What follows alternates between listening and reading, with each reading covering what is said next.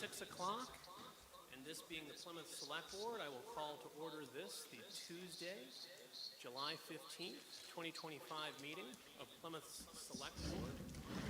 Please join the board in the Pledge of Allegiance. I pledge allegiance to the flag of the United States of America and to the republic for which it stands, one nation, under God, indivisible, with liberty and justice for all.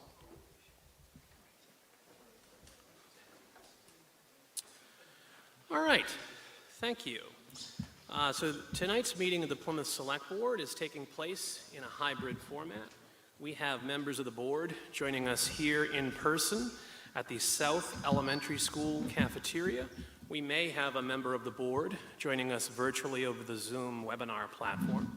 Members of the public are also joining us here in person at the South Elementary cafeteria and also may be joining us over the Zoom webinar platform.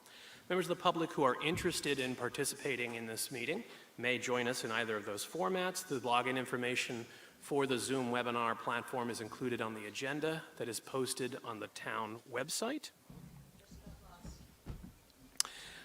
Members of the public can also watch this meeting on Comcast.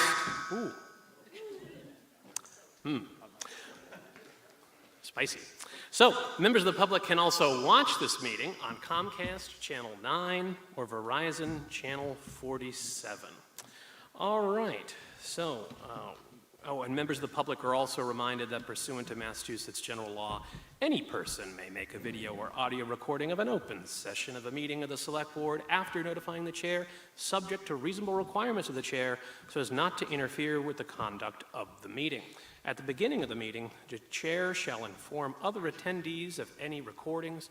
Presently, we are aware of recordings being made by the local scene for the broadcast on local scenes TV networks, as well as the Zoom webinar platform and YouTube streaming channel. All right, so with that out of the way, that brings us into tonight's agenda. So tonight is the second in a series of meetings. Like Willie Nelson before us, we are on the road again. We are joining us here are members of the public from the South Elementary School region, as well as throughout the community. So we appreciate those that came out to join us, and certainly those that will be joining us over the Zoom when we get to that as well. But before we get into the main purpose of tonight's meeting, we do have two administrative notes on our agenda. So wish of the board in regards to the two administrative notes. Motion to approve administrative notes 1 and 2. All right, Mr. Golden has moved that we approve administrative notes 1 and 2. Do I have a second? Second. Ms. Iaquinto has seconded. Any discussion about whether or not we should approve administrative notes 1 and 2? Ms. Iaquinto? Just a question, Mr. Canty. The first administrative note is about opening the fall town meeting warrant. Yes. And I know this is my first year through, and I'm sure that there are others out there in TV land that might be wondering what that means. Sure. I just thought maybe just a really quick explanation about what happens when we Sure. do that. Okay, that's a good question, Ms. Iaquinto. So Plymouth has a representative town meeting form of government. We have town meetings every fall and every April. And what is called a warrant, it's not like an arrest warrant or search warrant. It's a warrant in the sense of we warn the populace what is going to be heard at our town meeting, whether it be a fall or a spring. When the warrant opens, that's the opportunity for the town boards and committees, or schools, or citizens to submit warrant articles. So a warrant article needs to be complete, including its backup information, by the close of the warrant on Friday, August 8th, and submitted to the town in order to be included for consideration on the warrant. That applies to all of those relevant parties. The Select Board, generally speaking, with some exceptions, controls the warrant for town meeting, meaning let's say the DPW wanted to put a warrant article to buy 10 new dump trucks, and the select board said, no, that's not a good idea. The DPW's article could be submitted by them, but would not be accepted for inclusion on that warrant if we didn't agree with that. However, the select board does not control and cannot stop a citizen's petition article from going on the warrant or an article from the Community Preservation Committee. So if the Community Preservation Committee submits an article, whether the select board likes it or not, it goes on that warrant, and a citizen article, whether the select board likes it or not, goes on that warrant. And for a regular and annual town meeting, for a citizen's petition requires 10 signatures to get on the warrant. So that is, the warrant opens, or will open, on Tuesday, July 29th, and it will close on Friday, August 8th. Thank you. You're welcome. Any other questions or discussions about the two administrative notes? All right, hearing and seeing none, I will call for a vote about said administrative notes. Mr. Golden? Yes. Ms. Iaquinta? Yes. Mr. Cohan? Yes. And myself, yes. It is unanimous. We have approved the two administrative notes. All right, so that brings us into the next item on our agenda, which is the town manager's report. We're going to have a special edition of that tonight. It's going to be an assistant town manager's report being provided by Mr. Janau. Now, normally when we have a select board meeting at the Great Hall, a town hall, or elsewhere up north in the community, we have this a little later in the agenda. But what we want to do with these on the roads is we want to give some basic information at the outset of the meeting from the town that may inform some of the questions or prompt even some questions from residents.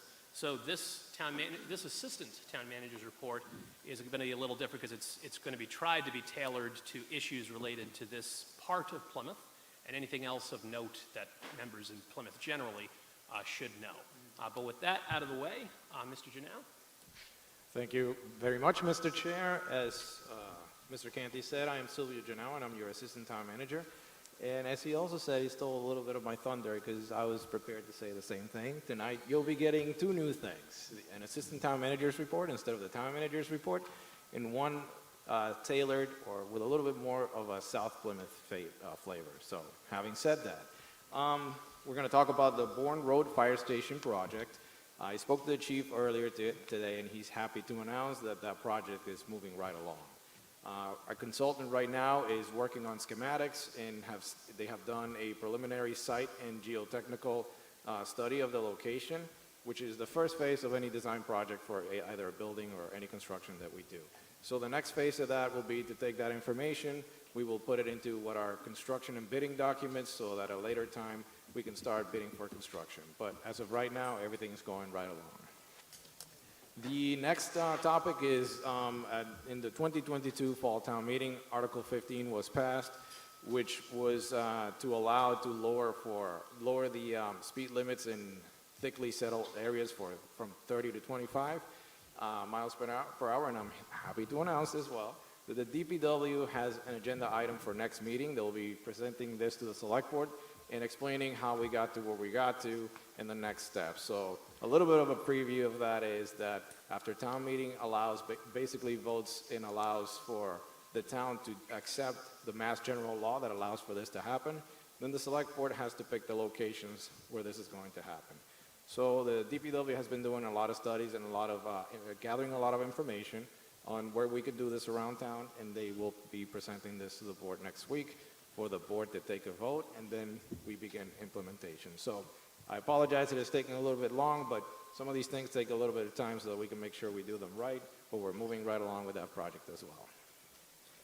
Next up is the road work that everybody saw coming on the way in, is the intersection of Halfway Pond and Long Pond.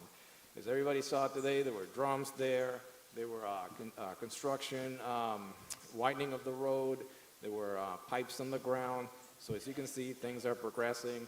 And yeah, I know it's been a long time, but we're really making progress right now. The project started a couple of months ago, I would say sometime in April, but now it's really going in earnest with the relocation of utilities, which is the first thing that needs to happen in order to accommodate the new roadway that is going to be there.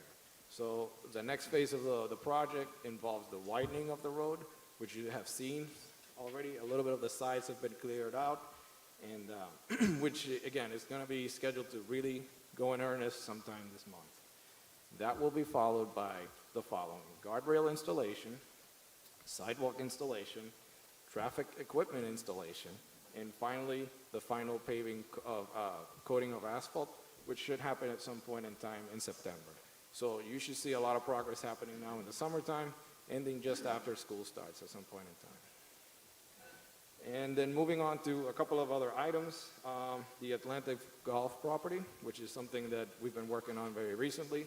We have a minor update, and that is that the town has received a response from the letter that we've sent the attorney of the prospective prospective buyer, and that at this point, we are reviewing that letter so that we can understand what they submitted to us, and then we can say, okay, we'll review this, we'll respond and send the letter to the attorney of the prospective buyer soon. So we're currently working on that as we speak. Another thing that maybe not be to South Plymouth, but is also of interest to the town, been happening for a long time, is this Route 80 cemetery. The DPW director literally sent me an email a couple hours ago to let me know that the town will be issuing an invitation for bids for the Route 8 cemetery to be advertised on July 17th. So that's also moving along. And finally, I would like to announce the retirement of Fire Lieutenant Mark Milroy and firefighter James Kittredge. Lieutenant Milroy served the town for 45 years and firefighter Kittredge for 27 years and 10 months. That is pretty impressive. Yes.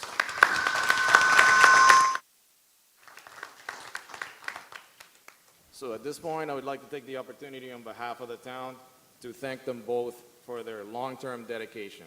We really appreciate everything they did and everything our firefighters do right now. So, pending any questions, like the town manager likes to say, that's my report. All right. Thank you, Mr. Janau, and we certainly congratulate those firefighters on their years of service and hope they enjoy their retirement. Well deserved. Does any member of the board have any questions for the assistant town manager at this time? Okay. All right. If there are no questions, Mr. Janau will also be available if we have any questions throughout the meeting for him as well. So we appreciate that. But that brings us into the main purpose of tonight's meeting, and that being hearing from members of the public in our public question and answer session. So members of the public that watched the first version of this that we did back in Cedarville last month will be familiar with the format. So we are going to do, if you are a speaker, we're going to ask that you, if you're here in person, you come up to this microphone, because that's where the cameras are centered on, and that way you'll be able to be heard by everybody in the room as well as those on the Zoom or watching on television. When you ask a question, you don't have to ask a question. You could just speak for 3 minutes. You'll have 3 minutes when you come up and speak. If you're going to come up and ask us a question, we'd ask that you restrict yourself when you're coming up each time to a topic that you'd like to talk about. You will have that 3 minutes to make a statement and then make a question that we would then field. And then we will see if there's anyone else in the physical audience or the Zoom audience that wants to ask questions on that topic. We'll do that up to 3 questions in a row on a single topic, and then we'll move on to another topic. We're doing that so that if there's 10 people here that want to talk about one thing, but there's 5 people in the back who want to talk about 5 other things, we don't have a meeting that is entirely too focused on one item. We don't have a time limit on this meeting, so we can circle back and repeat topics that were covered once we've covered the variety of topics that people want to cover. But just we're looking for those 3 questions in a row before we move on, just to give everybody an opportunity to talk about the things that they're interested in talking about. But again, we will circle back, and people will be allowed to come up and speak again on a different topic. That is, the point is not to limit what you have to say, just to try and keep things so that everybody gets a chance to be heard. So with that in mind, and I will be giving preference to those that are physically here in person as opposed to over Zoom, but we will try and get through everybody that is here and wants to speak. I think if you took the time to come here in person, I'd like to acknowledge and recognize that. All right? So with that in mind, do we have any members of the public physically in attendance that would like to come to the mic and speak for up to 3 minutes or ask us a question?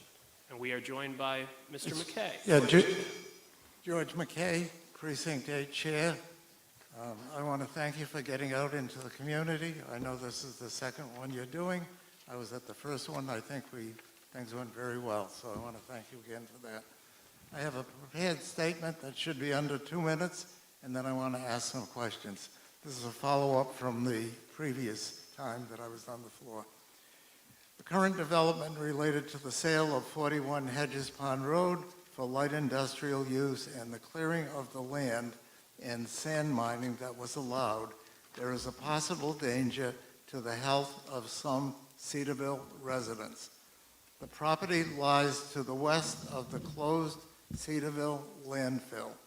The Cedarville landfill was closed about 1995, and it was capped but not sealed or lined. The changes in the property, which is upstream from the old landfill, has an impact on the aquifer, and thus it may affect, i.e. contaminate, the well water supply of Cedarville residences that are located between that site and the Cape Cod Bay. On a long-term basis, the state of Massachusetts is likely to pass legislation focused on sand mining. H.R. 948 proposes a one-year moratorium on sand mining, and H.R. 918 proposes a 2-year study of sand mining, its negative effects, and suggestions on how to control these negative effects. Cedarville, however, has an immediate need to define its effects locally to protect its citizens. When the Cedarville landfill was capped, the town extended the water supply so that residences did not have to rely on well water. This expansion of town water may not have been enough given the current situation of changes in the underground aquifer from current developments. The town may need to expand its water infrastructure to protect additional people very soon.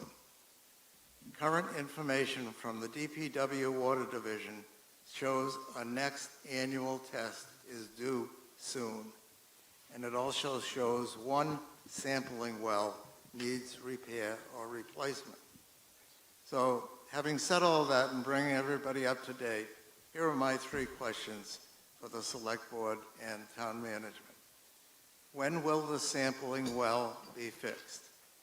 What is the cost of sampling Cedarville landfill area more frequently than once a year? And then, finally, what is the demarcation line in Cedarville between the town water availability and private wells? And those are the 3 questions. Okay.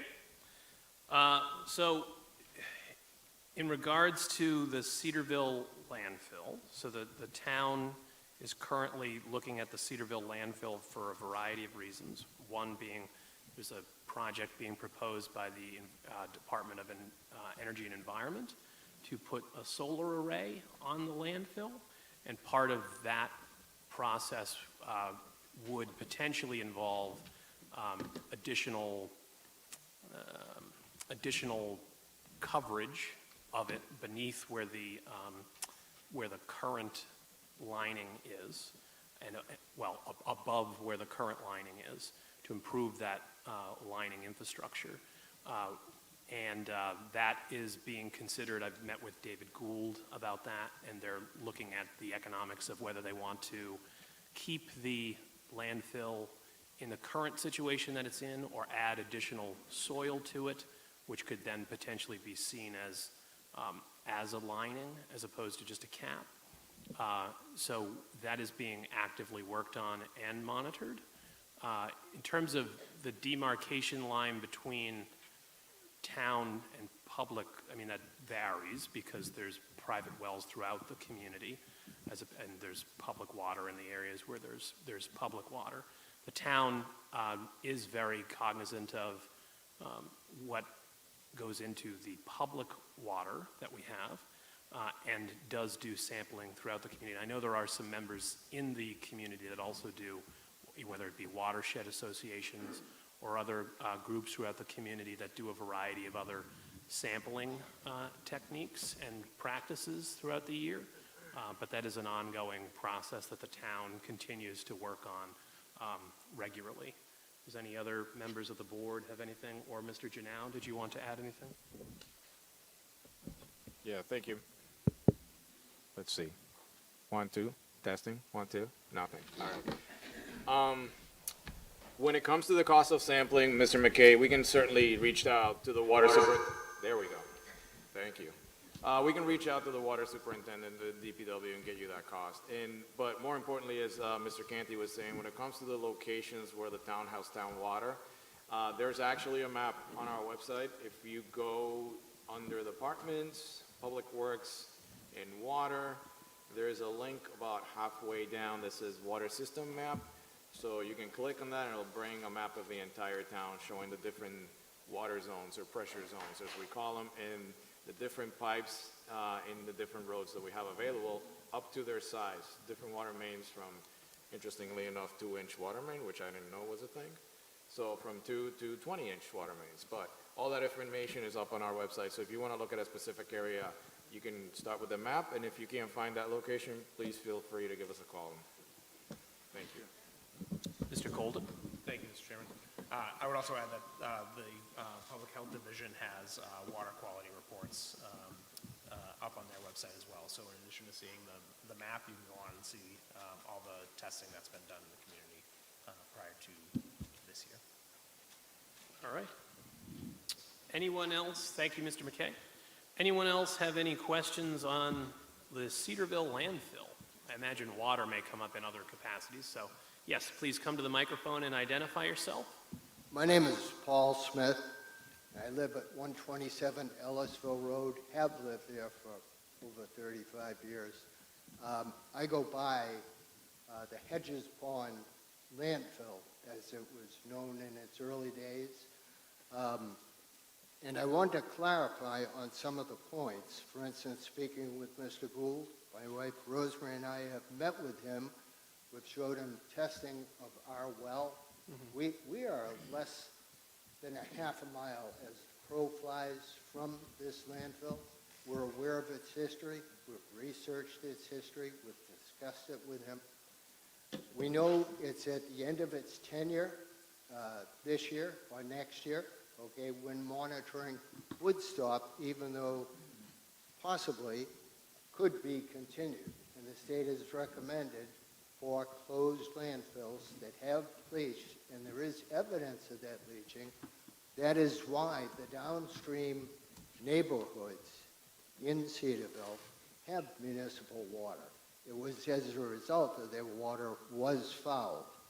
So the landfill is in contact with the aquifer. The aquifer is a naturally flowing underground river of sorts ending up in the bay. But with the 3 or 4 or more land mining operations that are now entailed upstream of the landfill, we believe that that flow is going to change. And all that we would ask, or the least we would ask, is that it be monitored to ensure that that is not the case. We are close to it, but we have a natural well going down 60 feet into the ground. Over 20 of our neighbors are in the exact same condition. So even though the maps might well show that there are areas served by municipal water, there are as many, if not more, okay, private residents who draw and would not know the condition of their well or the water into it or the damage possibly being done with this known contaminant source. So we'd appreciate your continued support on it. And to clarify, as you say, if we were to go with Mr. Gould's plan to put light sensory or light gathering or electrical generation panels on top of it, at first our thought is don't disturb the cap. So we went into his office for a meeting and we were disturbed. He assuaged our fears. De facto, it might be to our benefit to have the cap routinely monitored by the town as it would be should there be a solar array erected. But the continuation of the monitoring is important to us, it's important to our neighbors, and your continued support of the environment is appreciated. Thank you. Thank you.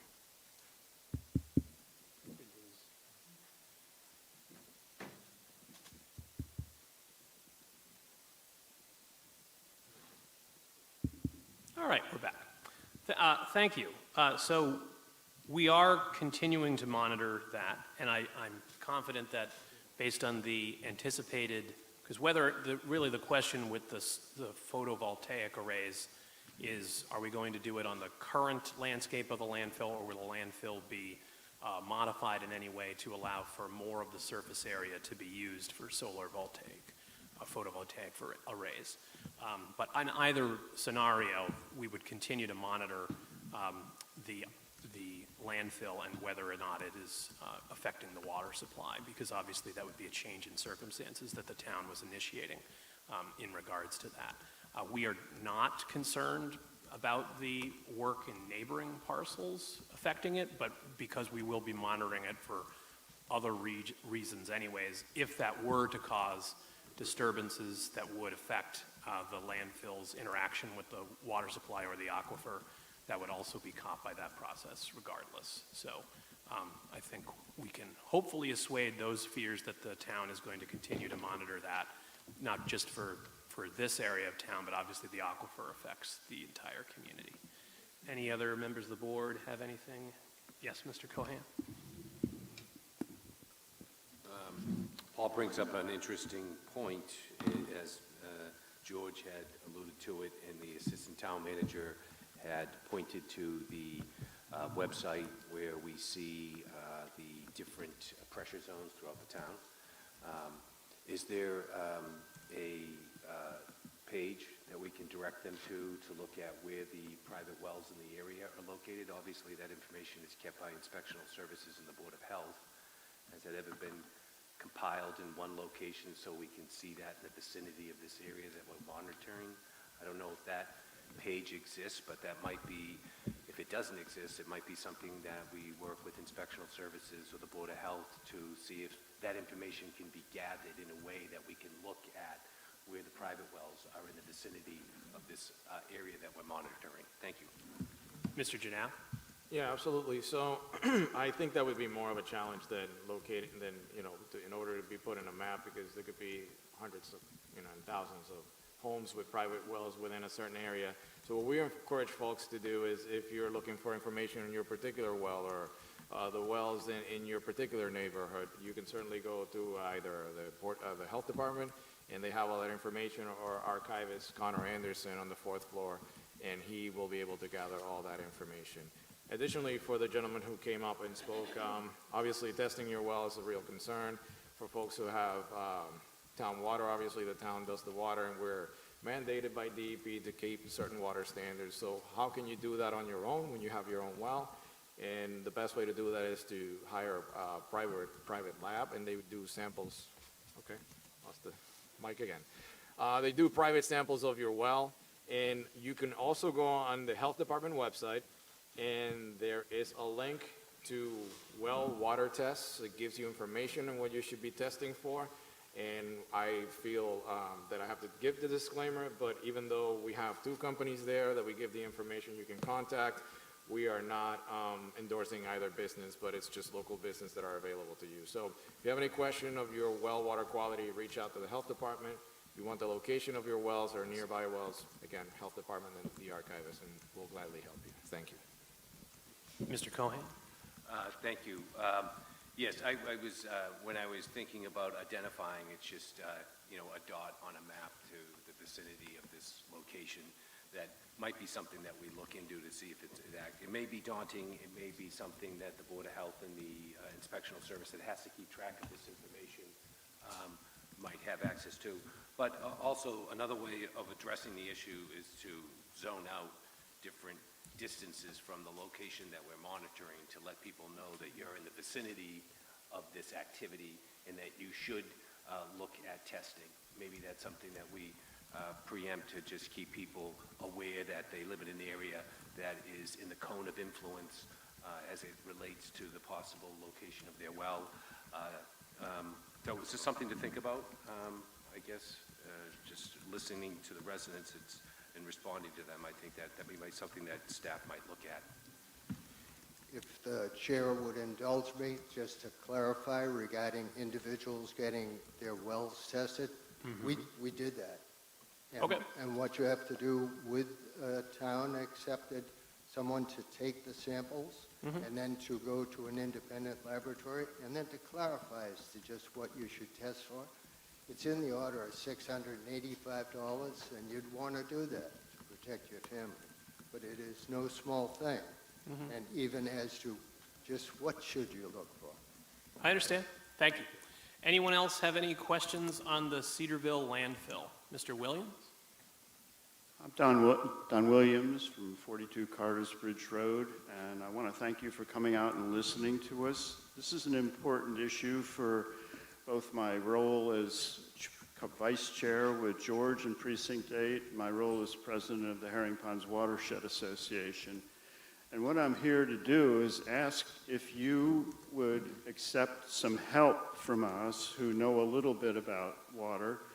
I've already engaged some private people to look at the report that came out in January on the latest, because I think what we're missing here is a sense of urgency, and I think the urgency can be dealt with by looking at the progression of certain elements in the water testing as they have been done over the years. That would give us an idea of how fast we might have to work.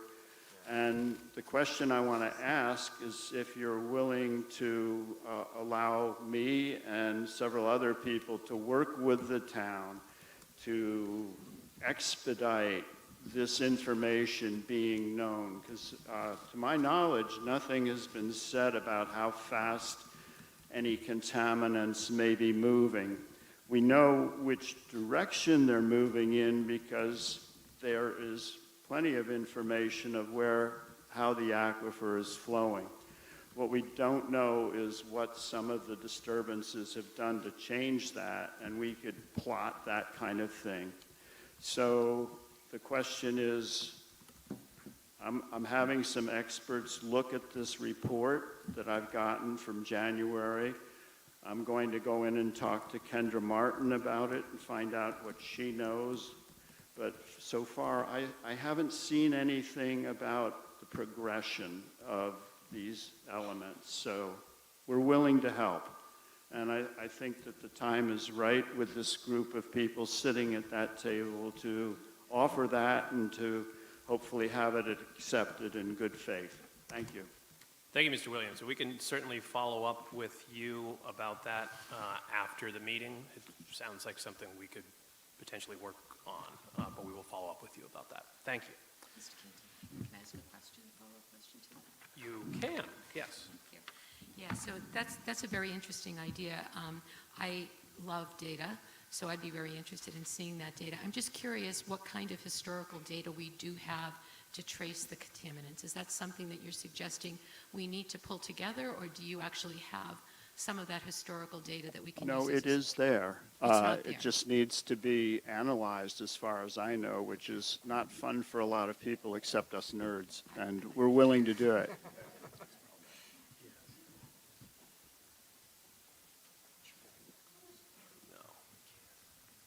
All right, so our audio is popping in and out. We're working on that, but we're making do with that. So the next resident, please like to take to the podium and ask a question. Yes, Ms. Tompkins?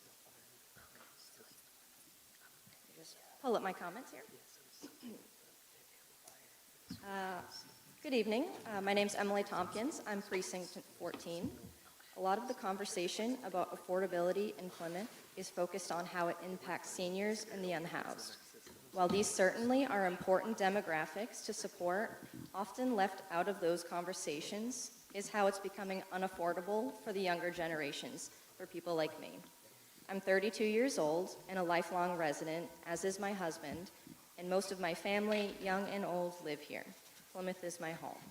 Despite my husband and I having good jobs, we couldn't find a house here that we could afford for years, and we were stuck renting downtown in a less than desirable apartment, paying someone else's mortgage. A one-bedroom apartment is going for at least $2,300 right now. If you're lucky, you can find an old apartment building that is less than $2,000, but you could also end up dealing with landlords who are not taking good care of their complex, making cheap, quick fixes, and not addressing serious issues like the roof leaking into your apartment.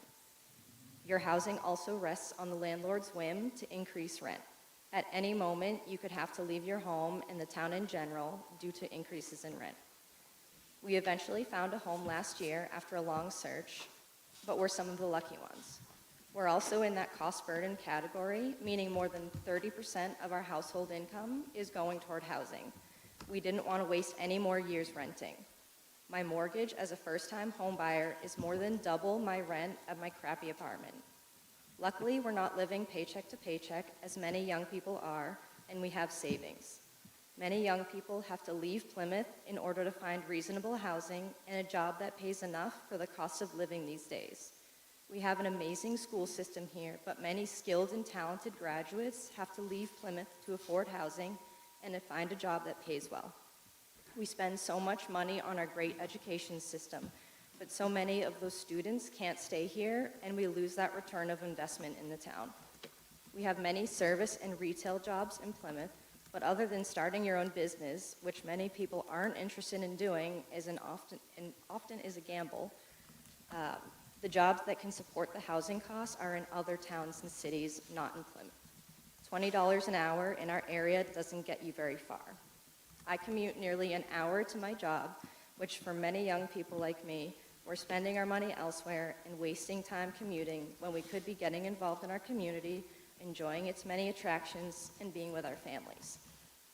Many people younger than me have no realistic path towards home ownership right now. We have difficulty affording these so-called affordable rents and finding a job that is keeping up with the cost of living. I know this is a growing challenge nationwide, but I implore us to think about our younger people on our local level, as this is our closest opportunity to have an impact in our daily lives. So my questions are, what can Plymouth do to make housing more affordable for 20 to 30-year-olds? And how do we encourage businesses that provide decent paying jobs? Thank you, Ms. Conter. So obviously the issue of affordability is significant, not just, often when we talk about affordability, it's targeted towards seniors or it's targeted towards people in unstable housing or the unhoused.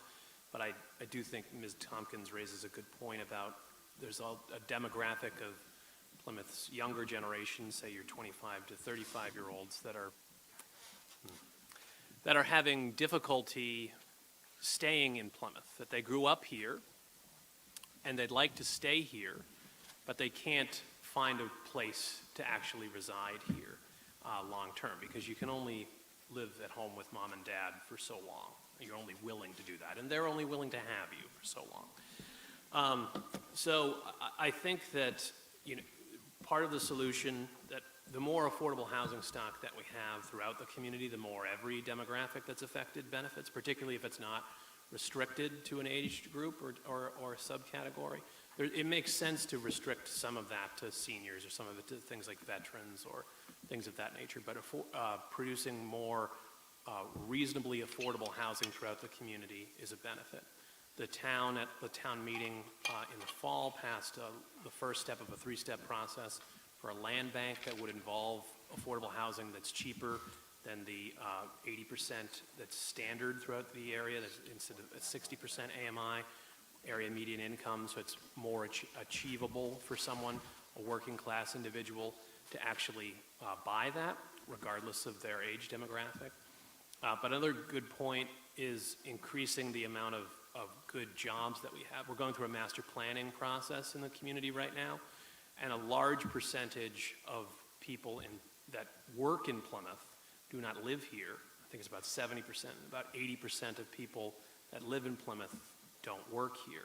So you can basically, for many folks, you can afford to either live in Plymouth or work here, but you can't afford to do both. And so we're pricing ourselves out of our own community with some of our decisions and our choices.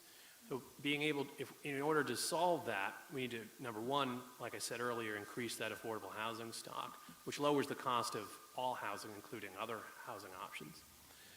But you also need to provide more better paying jobs throughout the community so that more people can afford, because our cost of living is still high from where we are in this country and where we are in the Commonwealth of Massachusetts, and there's only so much we can do about that, the fundamental costs of living.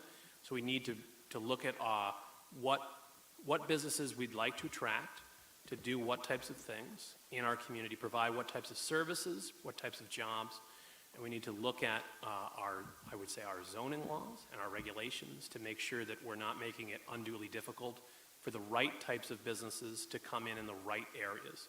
We have infrastructure in certain places that we've zoned for commercial and light industrial that we could be, I think, making better use of and directing. If we have an industrial park, we should be using it for more industry or light industry and blue collar and white collar type of jobs that you can actually have a sustainable life here in Plymouth and have more of a work-life balance in the community.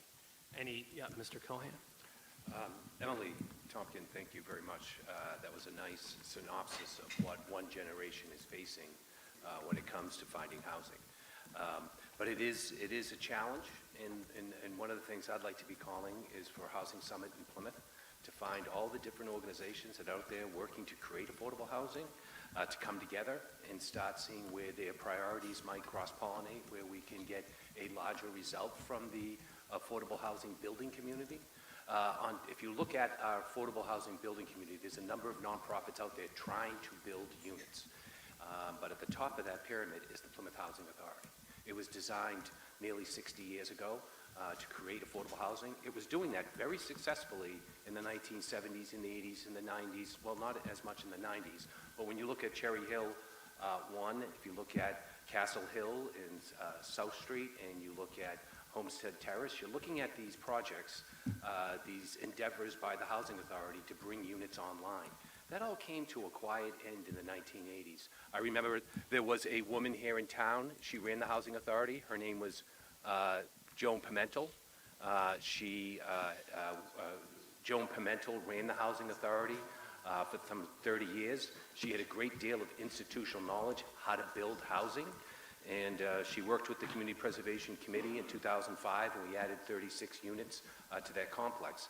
But as the years passed, there was a period in time where the federal and state funding was drying up around affordable housing construction.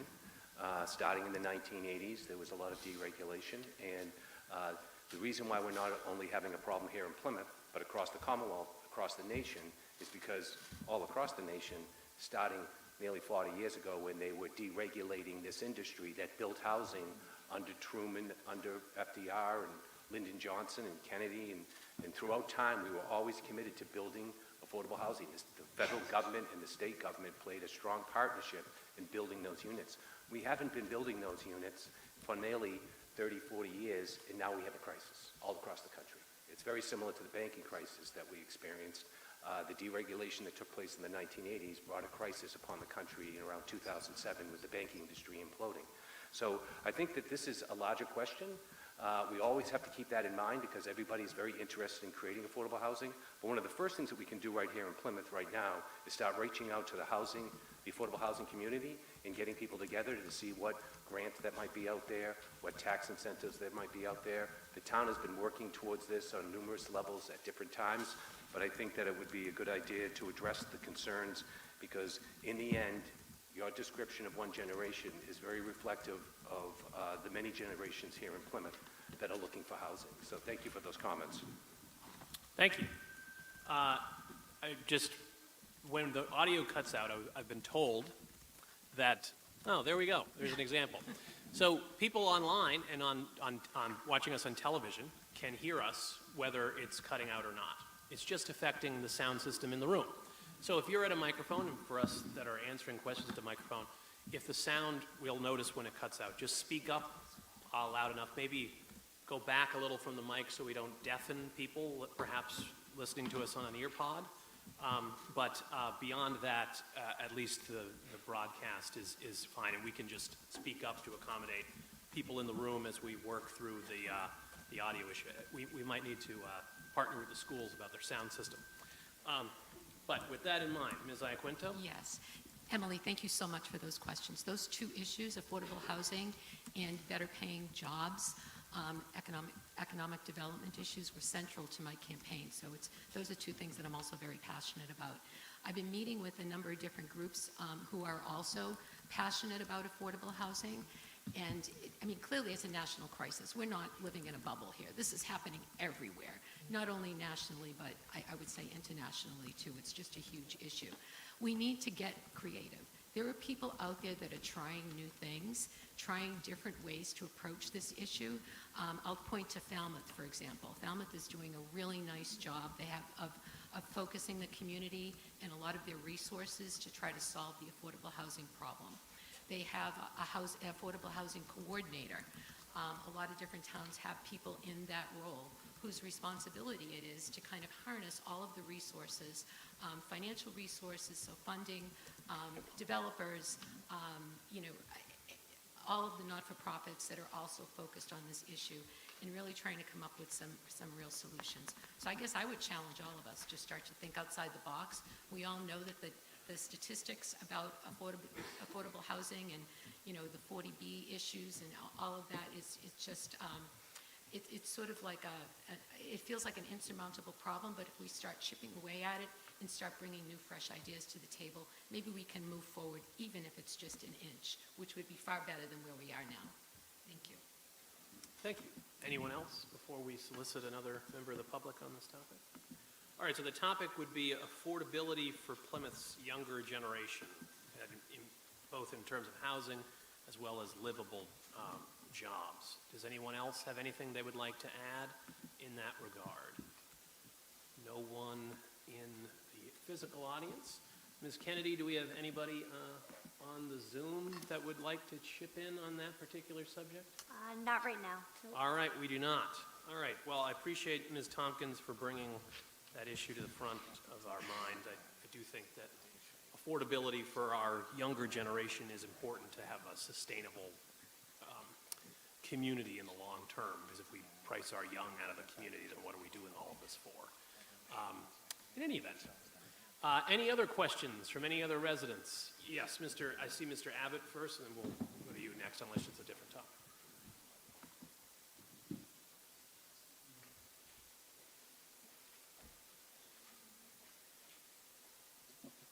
Thank you, Mr. Chairman. I'm speaking tonight as the president of Six Ponds Association, of which there are many members here this evening, because we circulated our membership to ask them to come to this meeting, this important meeting. And we welcome you to this part of Plymouth, southwest Plymouth. And we applaud this initiative to meet in the various parts of town. As most of you know, Six Ponds is an association of residents that goes back actually 1952. And we represent the voice of the community from Halfway Pond Road all the way up past Plymouth South to Mast Road. And we stand for, and have met continuously on a constant basis, to express our support and our commitment to advocate for pristine ponds, wooded forests, active wildlife, and general enhancement of the gorgeous national resources of this area for the benefit of all the people of Plymouth. It's actually remarkable that our goals today are almost the same as they were 75 years ago for our forebears. And that's still what we're doing. That's why we're here tonight. I know you've invited questions from the community, and I'd like just to focus on two items. One is the good, and one is the bad. Let's first take the good. We heard the Assistant Town Manager speak about the intersection at Halfway Pond Road and Long Pond Road. And I want to thank the town because you're really doing a good job there. The neighbors of that intersection, as well as the dirt roads that are impacted by that work, are absolutely delighted not that it necessarily has to take place, but the way it's being carried out. And I want to do a very positive shout out to the DPW Director, Bill Coyle, and his staff, as well as Makepeace and Dan Corsica, who are instrumental in making that intersection progress in a very efficient manner. And I just have one question. Going forward, we've experienced now what it's like in July and presumably August, but what do you have planned when school starts? And because it's a whole different kettle of fish. And we of Six Ponds know that all the residents to the south of us, many of them are here tonight, and the other precincts 12 and 8 come up and use Six Ponds area to drive through to get to Clark Road, and they all pass through that intersection. So that's my first question. What happens when the school department, when the school's open, are you going to have new signage for the dirt roads impacted and so forth? That's the good. The bad, we all use Hedges Pond Road, and particularly of concern to us is what's happened at 71 Hedges Pond Road. I'm not talking about the landfill, I'm talking about the land next to it. Because I was at town meeting, and I remember very vividly that land there was, statements were made at town meeting that would be held in conservation. It would be marked for conservation. And then all of a sudden we see a big development proceeding with multiple warehouses, no mention of conservation, and this is a major concern that there's a loophole here in town that needs to be addressed. And I think what I might suggest the board to consider, perhaps citizens, or a couple of warrant articles. One that would say that whenever land is designated at town meeting for a purpose like conservation, that it actually be implemented with some kind of a formidable restriction, whether it's a conservation restriction or whatever, that is legal and binding and doesn't allow the game to change down the road when a different board, a select board perhaps is elected or whatever. When you say conservation at town meeting, you mean it, and you must enforce it. And we've seen that happen with other parcels, and the only way they got permanent protection was with the conservation restriction. The other thing I think I'd like to suggest here, Mr. Abbott, you're at 4 minutes, so if you have a second question, if you could ask that question. The second question has to do with this whole thing about sand mining. I'm suggesting that we not wait for the state to act. That the town of Plymouth, as a matter of self-defense, pass its own bylaw, zoning bylaw, that absolutely eliminates sand mining as a consideration. And I'd like to see it done and say that anytime you can show a massive amount of trucks coming out of these sand mining areas that totally inconveniences the community like Cedarville or whatever, that's grounds enough to deny any right to sand mine that project. Because that's absolutely killing us in different parts of town where these massive trucks for 2 years will go through a center of town trying to remove the sand because it's such a lucrative thing to do. So that's a suggestion for a zoning article. Thank you, Mr. Chairman. Thank you, Mr. Abbott. So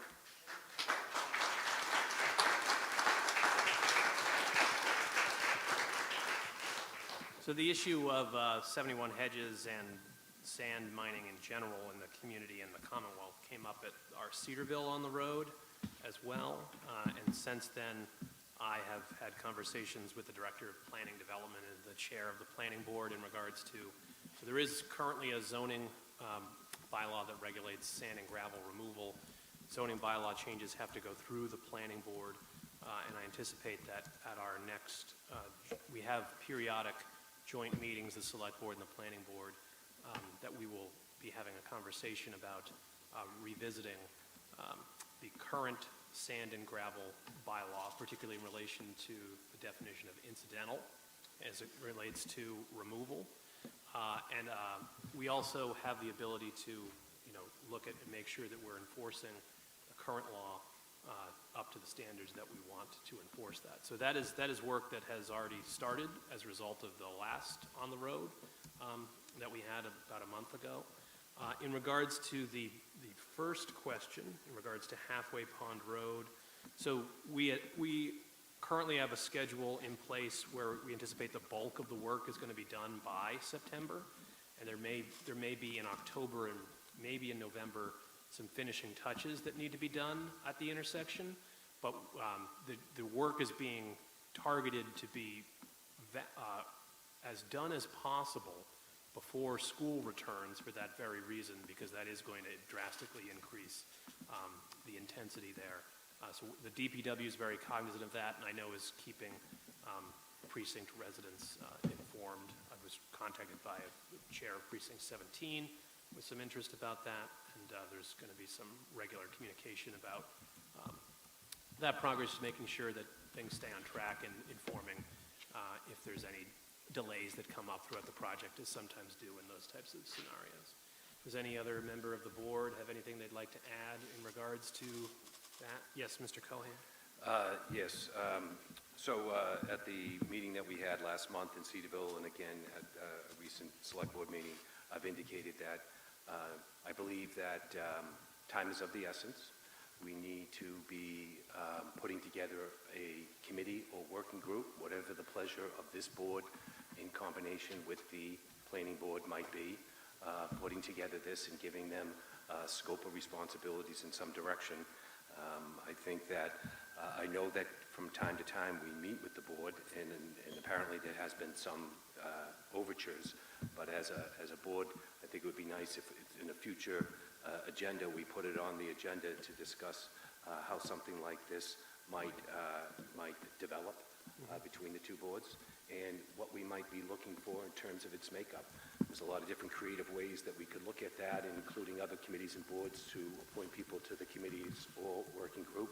But I think it does warrant us to probably, in the very near future, put something on the agenda so we could have a conversation about what we might be comfortable with, before we make our official overture to the planning board. My understanding is they know that we have an interest in this. Yes. But it'd be something that we should think about in the very near future, because like I said at the last meetings, time is of the essence in putting something together to demonstrate to the community that we're committed to revisiting this bylaw and updating it based on its successes and shortcomings that we have learned now over the last 15 years since it's been in existence. Thank you, Mr. Cohen. Any other members of the board wish to? All right. There were questions on two different topics, but let's stick with Halfway Pond Road intersection for now, since that's more local to this particular red area. Did you have something in relation to this topic? Not specifically that intersection, but the All right, we'll circle back to you next. Mr. Watkins, something in relation to this topic, Halfway Pond Road. Thank you, Mr. Canty. Hampton Watkins, precinct 15, actually, but I own two properties in 16.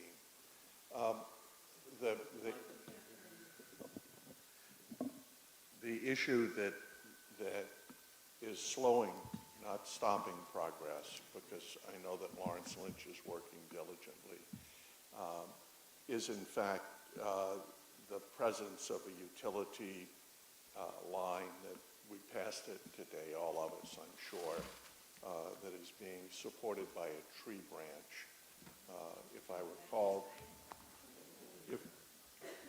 If I recall from conversations with various individuals in town, that is a Verizon issue. And I think that my sense is that when it comes to moving utilities, we need to lean in somehow as a community to get, and I'm a Verizon alum, I supported National Grid for 5 years as a Verizon employee. We need to get a fire lit somehow under the utilities to move more quickly when there is an ongoing project and they're slowing progress. Thank you. Thank you, Mr. Watkins. We appreciate that. I know DPW is working with the impacted utilities. They have some different schedules, but that their schedules are factored into the time frame that they have. Obviously, in these types of projects, not everything goes 100% according to the plan that's put out before the first shovel takes the first ounce of dirt off the ground. But I know that James Downey and Bill Coyle are working to keep everything on track. And as far as I know, everything remains still on track for that estimated conclusion point that we talked about earlier. So in relation to Halfway Pond Road intersection, yes. Kathy.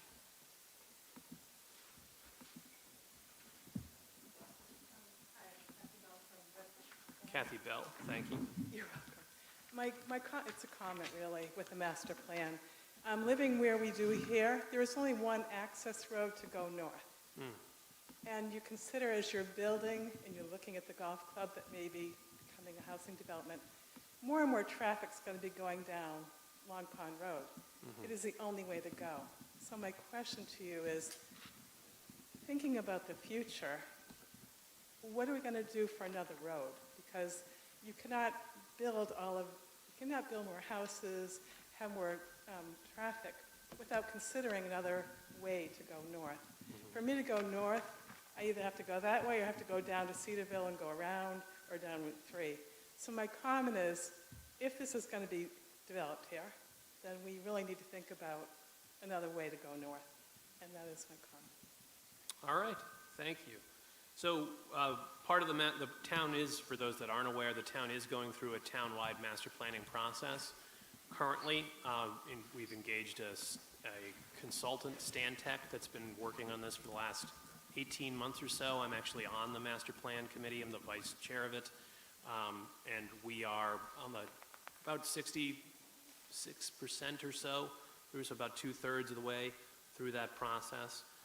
And transportation throughout the community is an aspect of that, not just roads, current roads or future roads, but all other aspects of transportation. People talk about public transit, people talk about bike lanes, access to that. So there's a comprehensive transportation analysis currently and in the near future, because the master plan is intended to last us about 10 years, and then we would do another one. That is going to be incorporated in that, and that will have some recommendations for future actions to be taken place. And it's not just the consultants sitting in a room deciding what's best for Plymouth. There's been a lot of community engagement, a lot of public forums, including here, about that particular process, trying to get as much input from residents as to what they'd like to see for the future of Plymouth, what they think the current and future needs of the community are as well. So that will be something we can look forward to in the master plan, which is less than a year from being completed and presented to the planning board for their approval and for town meeting to review as well. Anyone else on the board have anything in relation to that? All right. That individual, yes, I promised I would come to you next. I'm a man of my word. Sam Carter, I live on Wildflower Lane. Can you please? Sam Carter, I live on Wildflower Lane. I'm a lifelong resident of the town. I actually was, I think, the third class to attend this school after it opened. My concern is the intersection of Bourne Road and Halfway Pond Road. It's what I would consider dysfunctional at best. The stop sign on Bourne Road is ignored by, I would say, 95% of the traffic that traverses it, sometimes at dangerous speeds. I use the intersection daily, trying to take a left at the Bourne Road stop sign with cars behind you gets pretty frustrating. I've had cars pass me, trucks pass me on the right, up on the sidewalk several times. I use that intersection as a pedestrian. I don't know how many times I've almost been flat out mowed over. And I mean, something's wrong with that intersection. It was revamped, I think, about 6 years ago. I don't know if there's any thought process after an intersection gets revamped that we come back and look at it to say, was this an improvement? Was this a step backwards? And I think that was a step backwards. And also, just in general, with revamping these intersections, to throw traffic lights constantly at intersections, I think is a bad idea. I think we need to embrace the rotary concept quite a bit more, because it's just passive traffic control. They just work. I mean, I know they sometimes consume more real estate, but they're passive traffic control and they work. So I don't know if there's anything even in the works to reevaluate the Bourne Road, Halfway Pond Road intersection, but it's not functional. Okay, thank you. So I know that when the DPW does look at different intersections throughout the community periodically, I have experienced that intersection myself, and I'm not a DPW professional, but it is an odd intersection, to say the least, having driven through it many times. But I know what the DPW's work, generally speaking, is data-driven, based on industry-accepted standards. They have their own form of what's called a warrant, what is warranted by the traffic conditions and the accident rates and rate of speed throughout a certain intersection, and what the recommendations according to industry standards are to modify, improve, put in signage, put in the light, things of that nature. The issue of a rotary or a roundabout was brought up. Although they are a good form of passive traffic control, they're also wildly unpopular in most circles, pardon the pun, just because people don't like driving through them. I personally agree that they are a good form of traffic control, but there is a level of education with the public about that they actually do work, and the reason you don't like them is because they force you to slow down. And I'm sorry about that, but that's actually better for safety. So that is something to consider. But I do know DPW is looking at intersections throughout the community periodically. But Mr. Janau, do you have anything else? You used to work in our DPW department, so you have more on the ground experience with this than those of us sitting up here, if you'd like to add anything. Absolutely, Mr. Chair. Now that the cat's out the bag and people know I worked at the DPW before, I also wanted to let everybody know that I'm a civil engineer by trade. So it's kind of an odd thing seeing a manager as a civil engineer, but it's one of the few benefits that I have, that when questions like these come up, I actually can answer them with more efficiency. So I agree with you. That intersection's a little odd. It's always been a little odd, and T intersections are kind of weird to begin with. So my interpretation of what happened here was that it was curved a little bit in order to avoid folks thinking that it could just be like a straight shot turn. So, however, as you mentioned, as the chair mentioned, actually, the DPW looks at these things, tries to do the best improvement possible within the limitations that we have. We don't know if the limitations are the amount of land available or not, because as you pointed out, Mass DOT it does encourage the town and the towns and the cities in the state to build roundabouts, because as you mentioned, they're passive. They don't require any electricity. However, they come with other issues. Again, public safety has issues. It creates issues for them to go to a specific calls if they have a call, plowing situations. There's a little bit of maintenance. So there's pros and cons to every option. But the biggest one, as the chair mentioned, is the availability of land. If there's the availability of land to build a roundabout, sometimes that's the way to go. Why the DPW chose this option, I really don't know, but there's definitely engineering studies that must have been done in order to pick this. But what I can guarantee you is, now that you've brought this to our attention, I can certainly circle back with our engineering team, have them take a look at it again, maybe do traffic counts, do some sort of observations to see, as you mentioned, how many people are not obeying by that stop sign, and see if there's any additional improvements we can make to the situation. Thank you for bringing it up. I appreciate it. Thank you. Anyone else on the Bourne Road or Halfway Pond Road intersection? Yes, please come to the microphone and identify yourself. Tony Carterville. I live on Bourne Road. Can you bring the mic a little? Thanks. I don't want to blast you. I'm not into politics. I stop at the stop sign. Good. I don't mind that little turn. I do mind truck route going down Bourne Road. It's a residential area. Obviously, there's a school, elementary, to be there. I don't think 16, 18-wheelers should be going down there. I understand that it was supposed to be a temporary thing for the sand trucks to come and fill the bogs, to redo some bogs. That was, what, 4 years ago? I keep going up Town Hall. Nobody has answers for me how long that permit is good for. They keep upping it. That's what the people up at Town Hall are telling me. So I'd like some answers with that one. And also, cut the speed limit.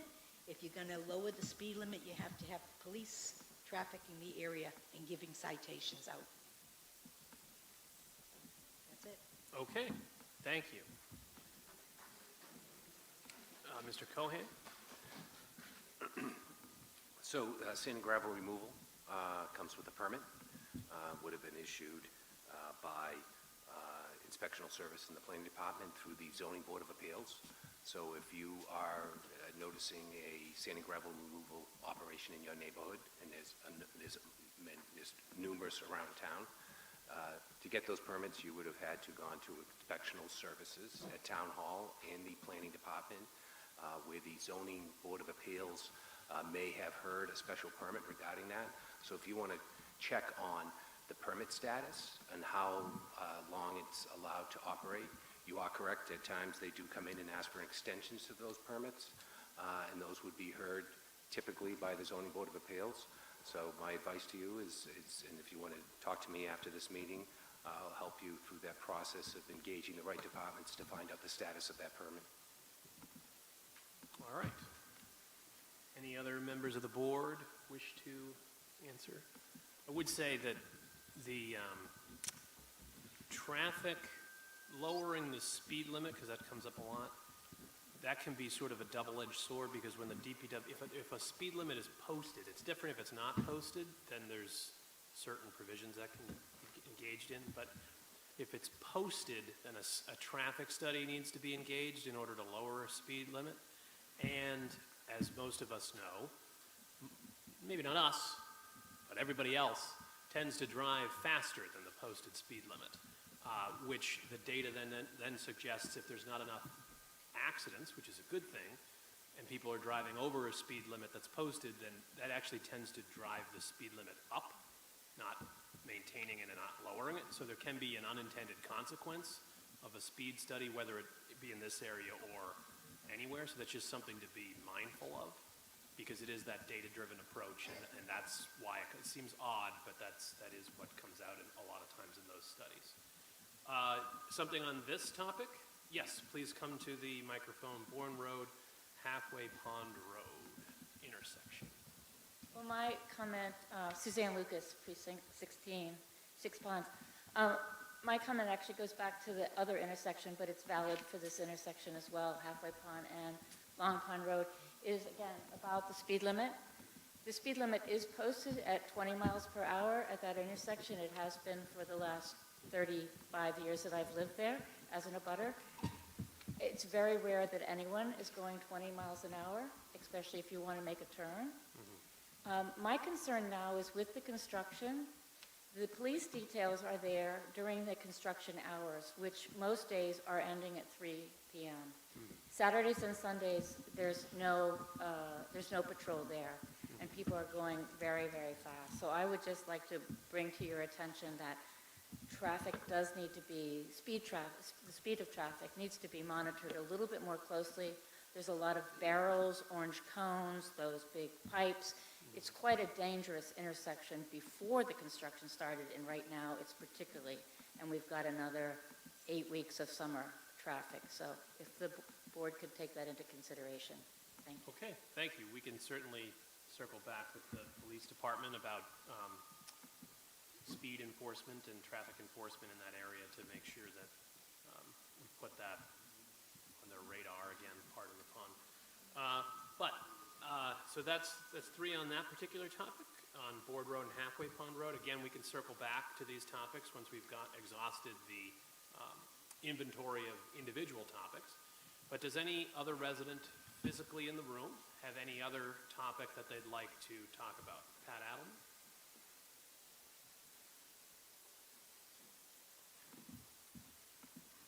First of all, thank you for coming here. I appreciate your effort to get down here.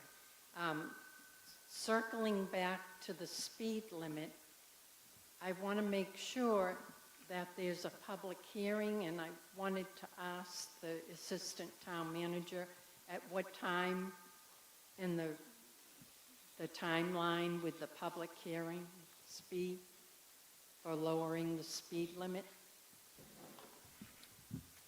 So, is this in relation to the 25 mile per hour thickly settled? Is that? Yes. So, my understanding, we haven't heard this presentation from DPW yet, but my understanding is that they're going to come before us next week on the 22nd, and there's they're going to be asking us to accept a regulation which would allow us to do one of two things, which would be either to impose a 25 per hour speed limit on any non-posted, non-currently posted road townwide all at once, or we could do it on a road-by-road basis. So those are the options that are available to us.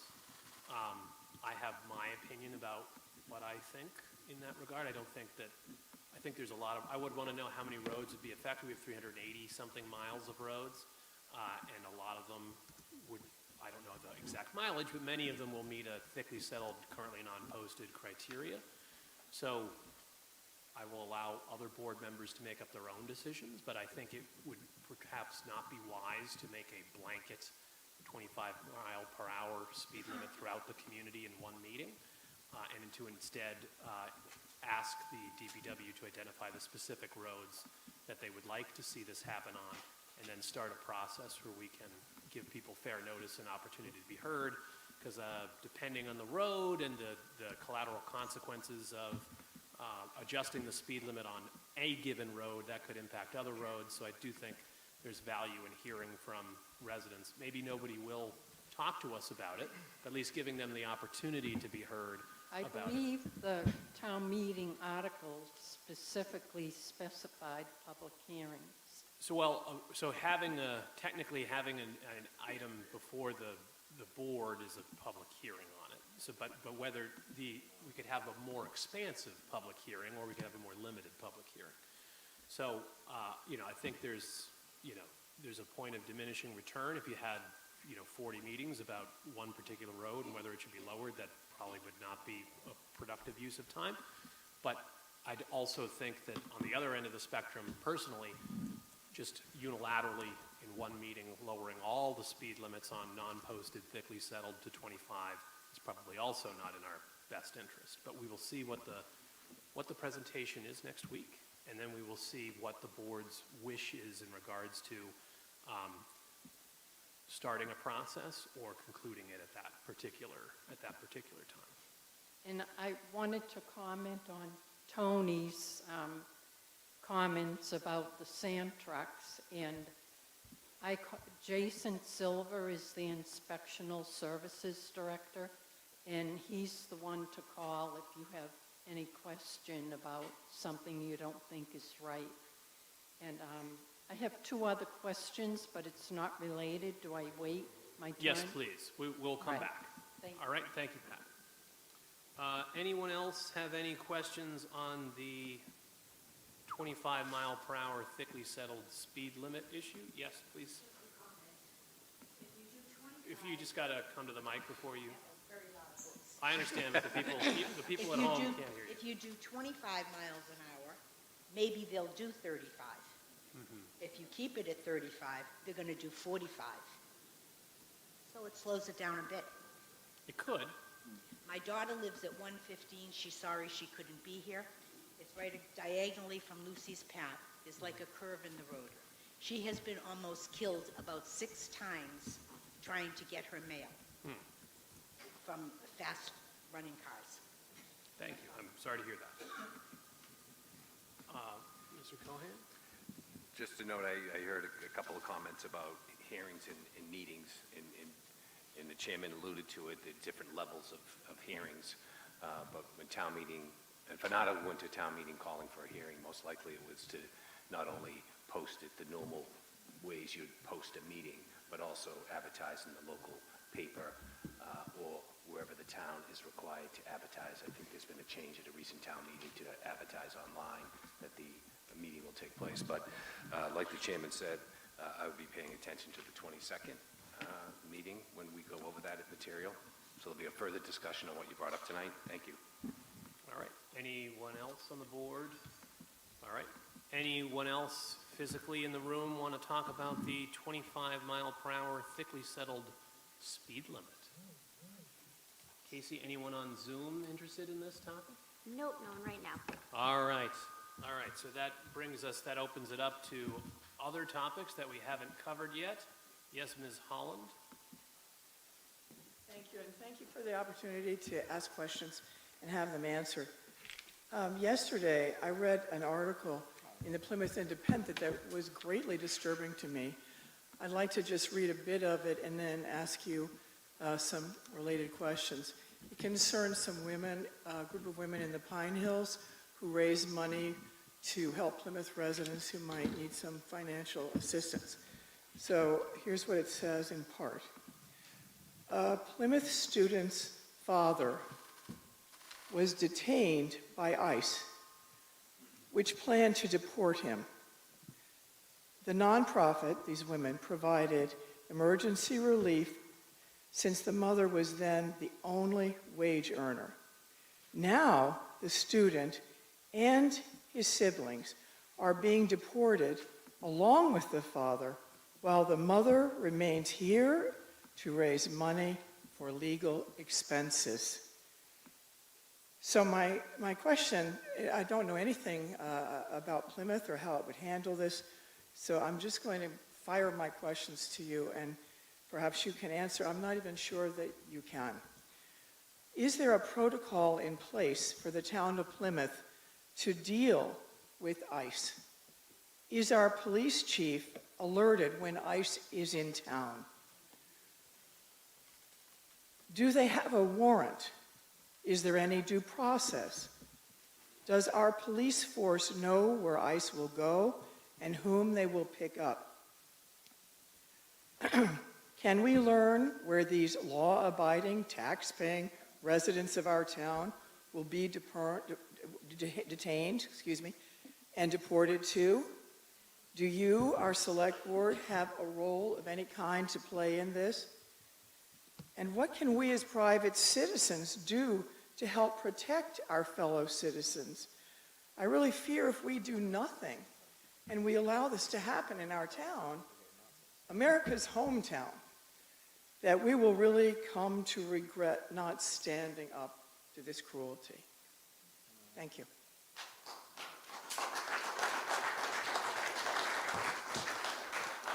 Thank you. So we have had instances of ICE, the Immigration and Customs Enforcement Agency, appearing in Plymouth, particularly in North Plymouth, but I know they've appeared throughout the community. I know about 6 weeks ago or so, they were right down the street from my house, detaining some folks or trying to detain some folks. So unfortunately, a federal agency acting within their lawful authority has wide discretion in how they conduct their official business.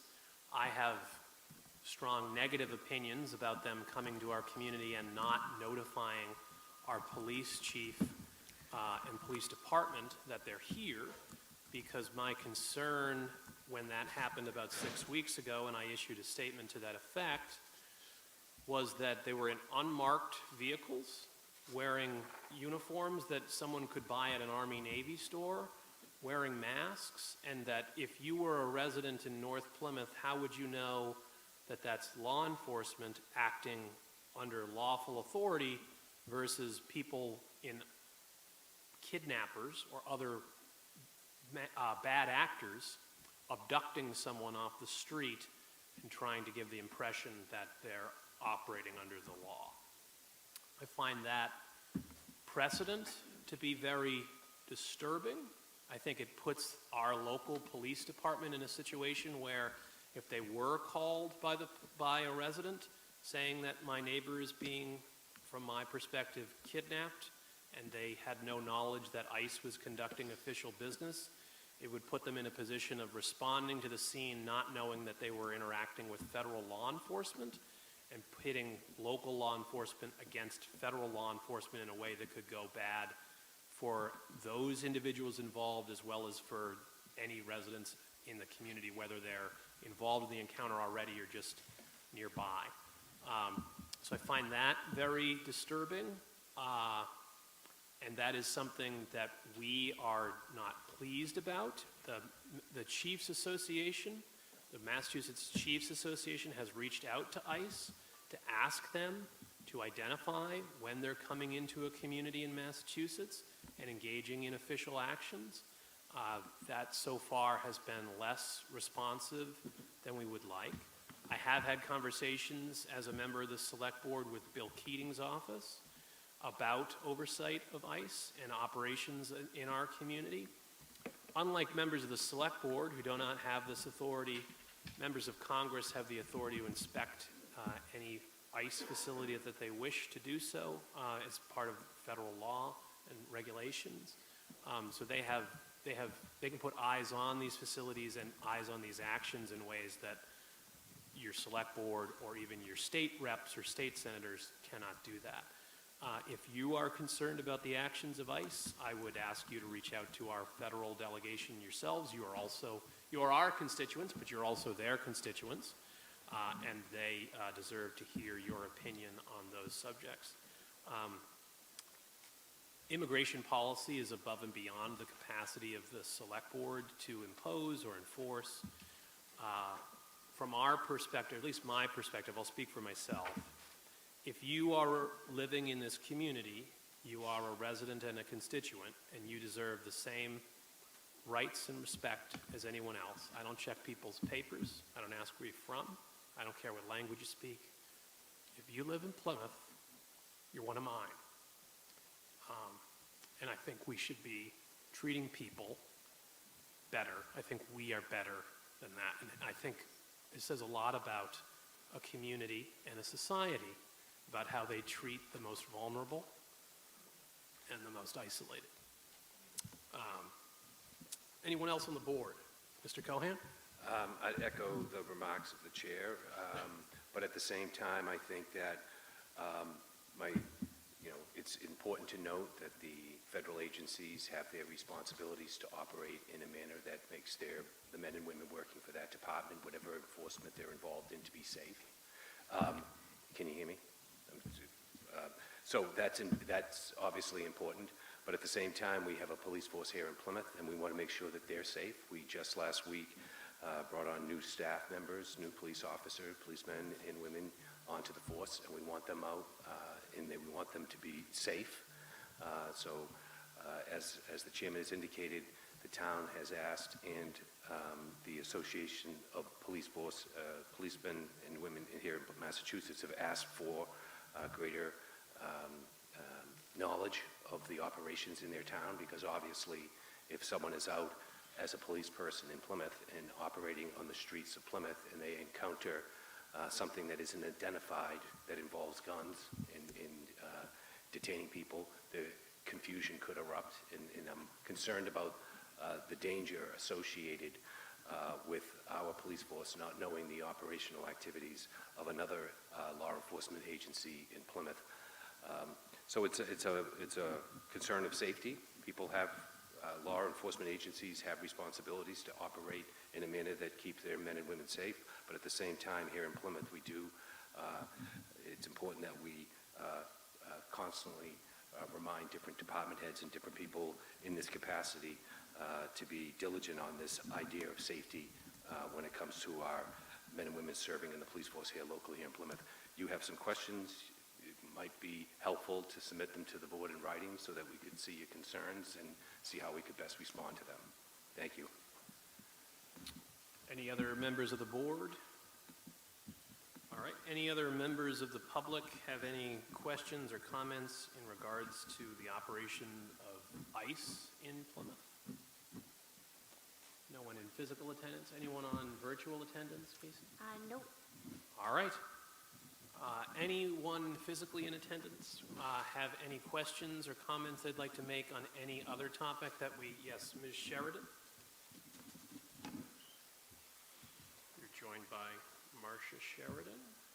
Hi, Marcia Sheridan, Precinct 8.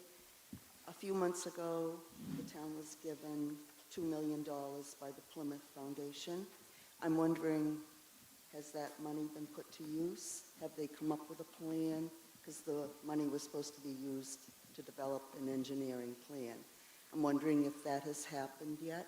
And I'm also wondering, is there a way we could be kept informed a little more regularly about what's going on with those intersections in Cedarville? Okay, thank you. So I know that the 2 million that we received, we're going to use for those traffic improvements in Cedarville. But I'm not up on the day-to-day of where that money is right now and where that process is. Mr. Janau, do you have any specific details you can add to the conversation about where that process, where we are in the process? I do not at this time, but I can certainly grab your information and I can either give you a call back or send you an email. Absolutely. I'd appreciate that. Of course. Yeah. Okay.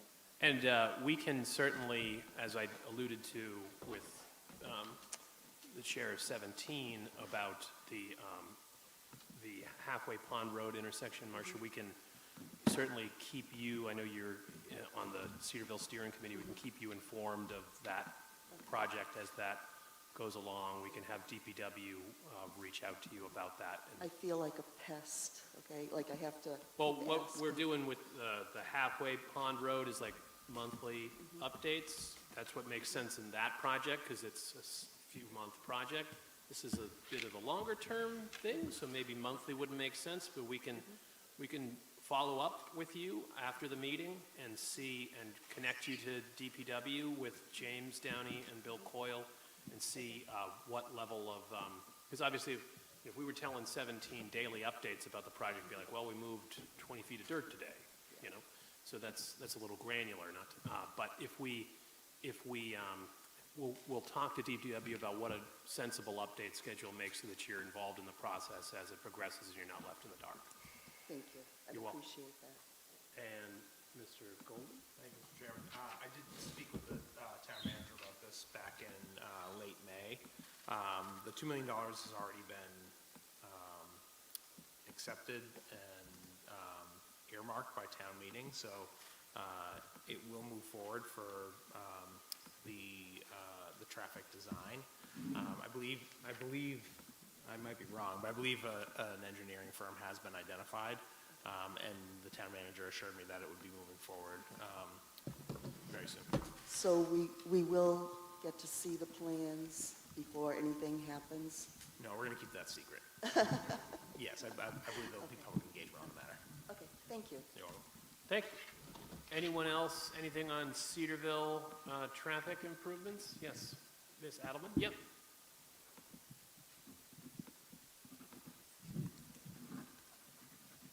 About the $2 million from the sale of 71 Hedges Pond Road, I thought that was specifically for the intersection of Hedge Pond and State Road, and I would like to make sure that that $2 million is only going to that project. I believe it's for the intersection, well, there's intersections upon intersections in that area, but it is for the intersections in that area, yes. If there's Hedges Pond. I thought it was for one intersection, Hedges Pond and State Road. I'm not, based on the density of those intersections, I don't know that you could only do work on one intersection, but it would obviously impact that intersection in that area directly. So it is for that small locus. It's not going to, you know. Thank you. Right, okay. Ms. Williams? Jerry Williams, Precinct 8. I live on Carter's Bridge Road, and to get into Shaw's or Cedarville, I have to go through that intersection. And about a week and a half ago, I was trying to get to Shaw's, and I came out, and it was, as I got to the stop sign by the Little Red Schoolhouse, it was backed up by about 10 cars on Long Pond Road. So I thought, I'm going to turn around and go up Long Pond Road and down Hedges Pond Road, even though that's a lot longer, but hopefully it will move, because I knew, I could see that it was backed up from State Road all the way to Long Pond Road and then back on Long Pond Road. So I did that. I drove all the way around, and I got to Hedges Pond Road, and it was stopped. I got to look very carefully at what was happening at 71 Hedges Pond Road as I sat in traffic and saw the destruction of the land there. It took me half an hour to go the 6 or 7 minutes that I should be able to get to Shaw's. And this is happening more and more often. And I just want to stress how critical it is for the livability of those of us in Cedarville to be able to use our roads. And the summer traffic is just awful there right now. I just wanted to stress again that we really need to be working with the DPW needs to be working with the state DOT to try and get somewhere with these roads. Thank you. You're welcome. And yes, the town generally is very acutely aware of the traffic needs of that intersection. It's been a long time coming.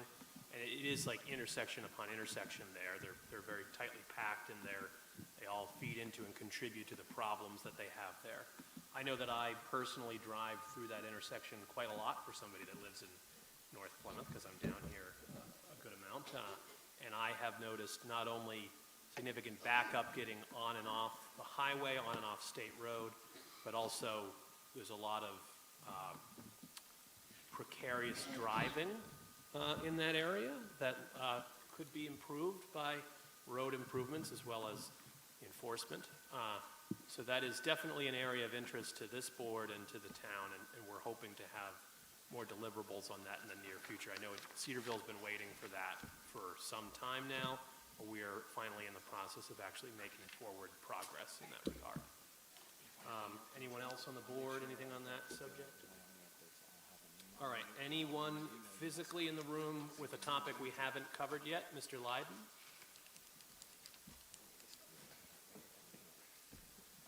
Steve Leiden, I'm sorry I had my hand up. I guess you didn't hear me, but the state has approved both intersections on State Road. Hedges Pond Road and those two intersections, the state said that they would consider them as one project. Yes, okay, thank you. Anyone in the public that's physically present that wants to talk about a topic we have not covered yet? Okay, I saw your hand first.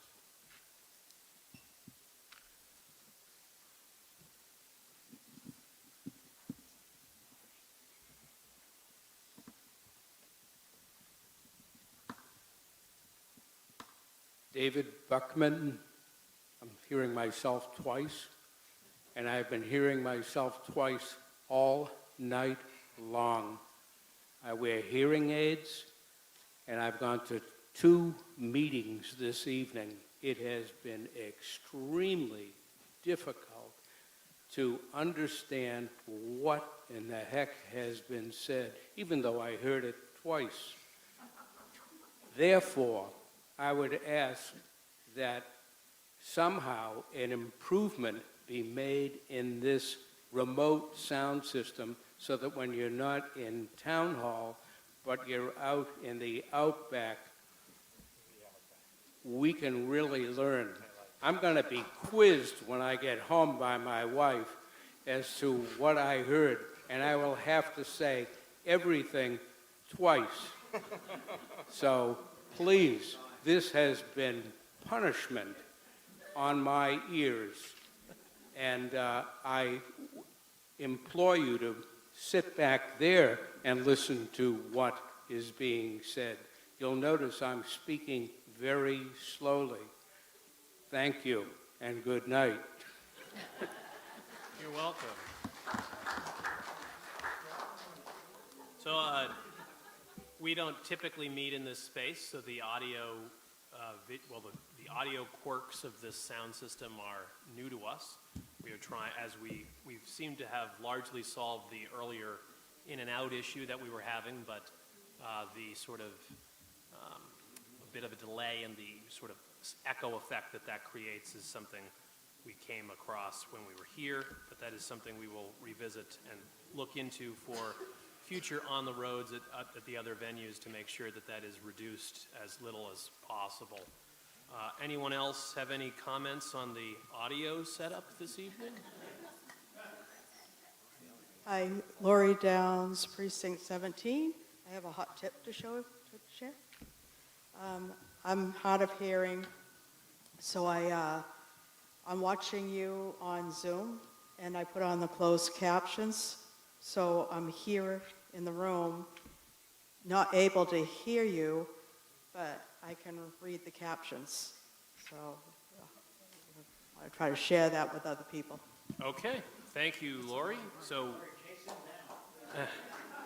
that is an option if you want to watch the closed captioning on Zoom, if that does help. We do apologize for any audio issues. We are trying the best with the setup that we have at the school at the moment. Anyone else on the audio setup? Ms. Adelman on the audio setup? Okay. Okay. Anyone else on Zoom have an opinion on the audio? No. Okay. Ms. Adelman, an opinion on something else or a comment on something else?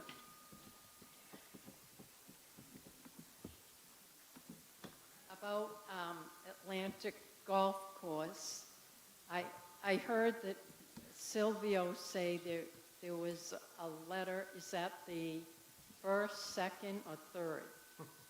So there's been two P&Ss that they've sent. They sent a P&S, we sent a letter in response saying we didn't think it was a bona fide offer. Then they sent a second P&S, then we sent a letter saying we still don't think it's a bona fide offer. And then they sent us a letter back, most recently, saying that they disagree that the second P&S was not a bona fide offer. Okay, thank you. You're welcome. And can I ask my next question? Okay. I know former select board member John Mahoney was passionate about the 1,000 acres. Can you tell us what's going on there? Sure. Well, so we can give you some of that information because it is something that's in executive session.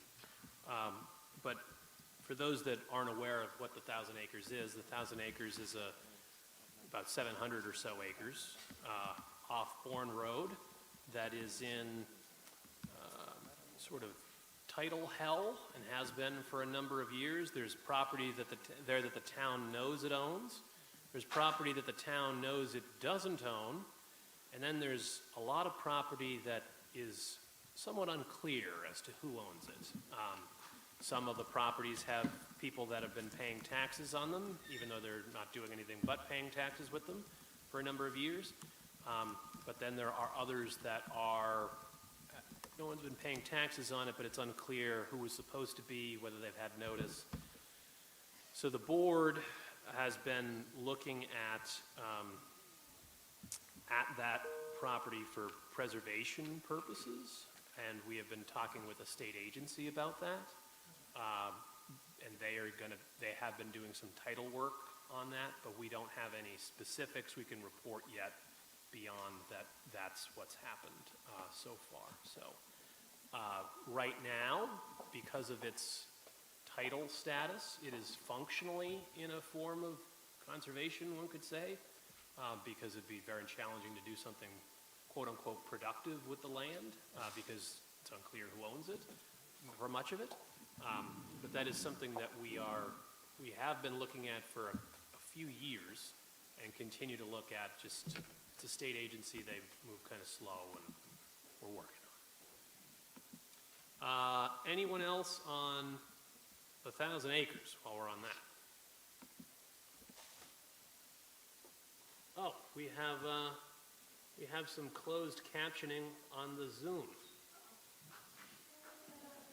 So hopefully if you're hard of hearing, you're not hard of sight.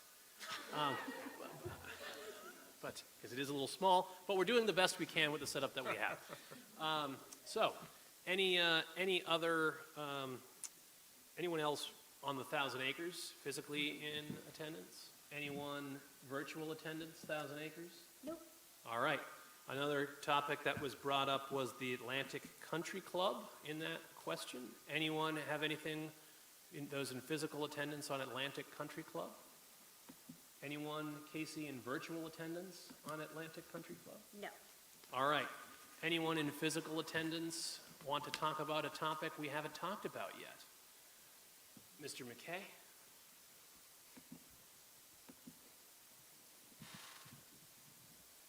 I have a simple question, and maybe it'll be the last one you get tonight.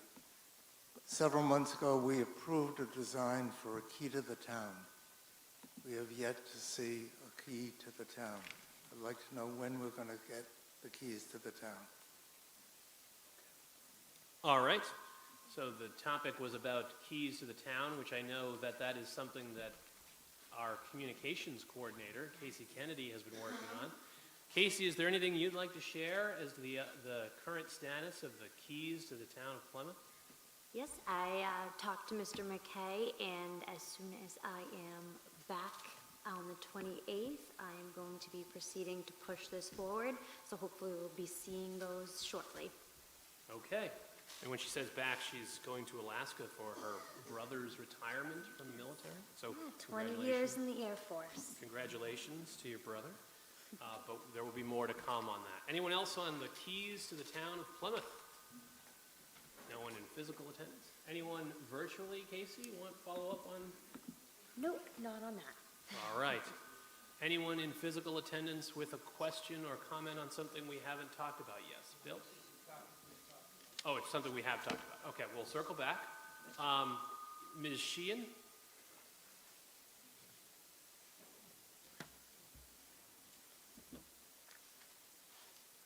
Thank you. My topic is air pollution. As you know, last week there was an issue with respirable crystalline silica at the town hall, and you've been testing for that to protect workers.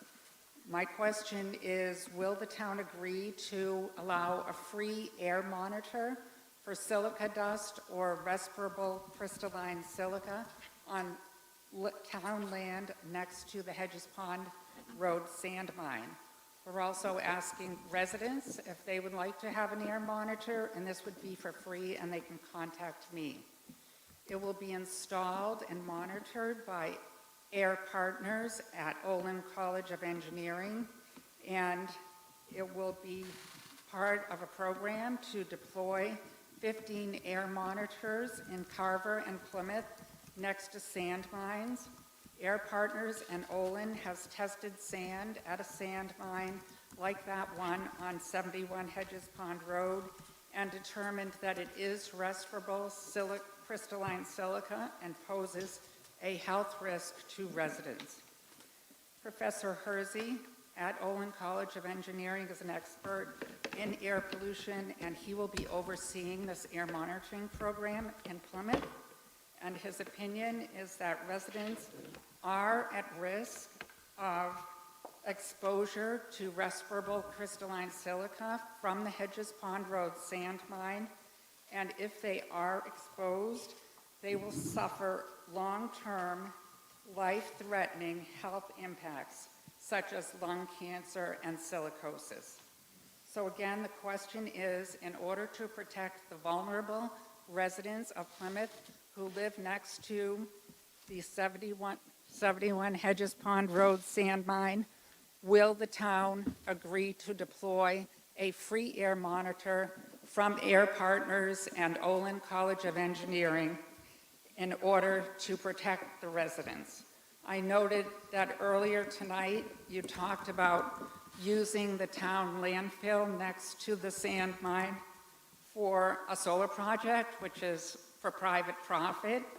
This is to protect the residents, and it's at no cost to the town. Thank you. So first, taking up the last thing first, the solar project on the landfill is not for private profit. It would be bringing money into the town. Based on the solar farm, it wouldn't be a privately owned solar farm. It would be a community-owned solar farm. Excuse me, I didn't interrupt you when you spoke, Ms. Sheehan. I would appreciate the same courtesy to be extended. Thank you. So that is why that is being considered for that piece of property, and that's what it would be used for if that solar project were to be installed. And we're looking at the economics of whether we want to install it on the current topography of the landfill as it is currently situated, or whether we wanted to seek additional fill and a cap for the landfill to increase the viable topography of that, which would allow for more solar photovoltaic arrays. So that's as to that. In terms of the silica and air monitoring, we certainly welcome any resident that wants to avail themselves of your offer to allow silica monitoring devices on their property. They're welcome to do that. The town would need to know more information about what you're proposing. You could reach out to us after the meeting about that in regards to your request for that to be on public land, although we will point out that that land is not in public hands anymore because it is owned by a private developer. That is an action that was taken by a prior board of select board, not this particular board, by a prior town meeting, not this iteration of town meeting, but that is what that is. But we would need to know more information about that and about where you would suggest that it be deployed in order to answer that question, but we can certainly follow up after the meeting. Anyone else Well, have if I anything may else? clarify You may not. my question. You've had your time to speak, and I appreciate your enthusiasm for the subject, but would anyone else on the board? Yes, Yes, Mr. Cohen? Mr. Chairman, I'd like to allow Mrs. Shan to continue for another couple of minutes, if it's okay. So what are you proposing, Mr. Cohen, in terms of a motion? I'd like to make a motion to allow Mrs. Shan an additional 2 minutes to finish up her comments. So you would like to extend Ms. Sheehan's speaking time by a period of 2 minutes. Do we have a second for that motion? I'll second that. Ms. Iaquinto has seconded. 1 second. Mr. Callahan has moved. Ms. Iaquinto has seconded. Do we have any discussion about whether or not we should extend the speaking time? Yes, Mr. Golden? Yeah, I would just ask if anyone in the audience has any further questions or comments for the board. I would ask if anyone in the audience has any further questions or comments for the board, please raise your hand. There's several. At least, yes. We're not calling you up. We're not calling you up, ma'am. Rosemary Smith, I agree with everything. Ma'am. We're not, he was just polling whether you wanted to say something, not asking you to say something yet. We will circle back to you, so you'll be able to speak. So that was a hand that was raised. There was another hand in the front that was raised. And I don't know if there were other hands in the audience that were raised. I can't see the full audience based on, there's at least 3 or 4, and there may be some on Zoom as well. Anything else? Any other discussion from any other members of the board? All right. Mr. Golden? No. Ms. Iaquinto? Yes. Mr. Cohan? Yes. And myself, no. The motion does not carry. Thank you, Ms. Sheehan. I just wanted to clarify the location is town land on the buffer zone and on the landfill. Ms. Sheehan, this is a question and answer session targeted towards residents, and I appreciate your attendance, but we gave you the speaking time to speak, and you did not get a prevailing vote on the I am a extension of resident speaking. of Plymouth. I understand your opinion on that. Okay, any other members of the public? I reside at 308 any other Rocky Pond members Road of in the Plymouth. public beyond Ms. Sheehan that would like to speak? We had an individual that wanted to come up and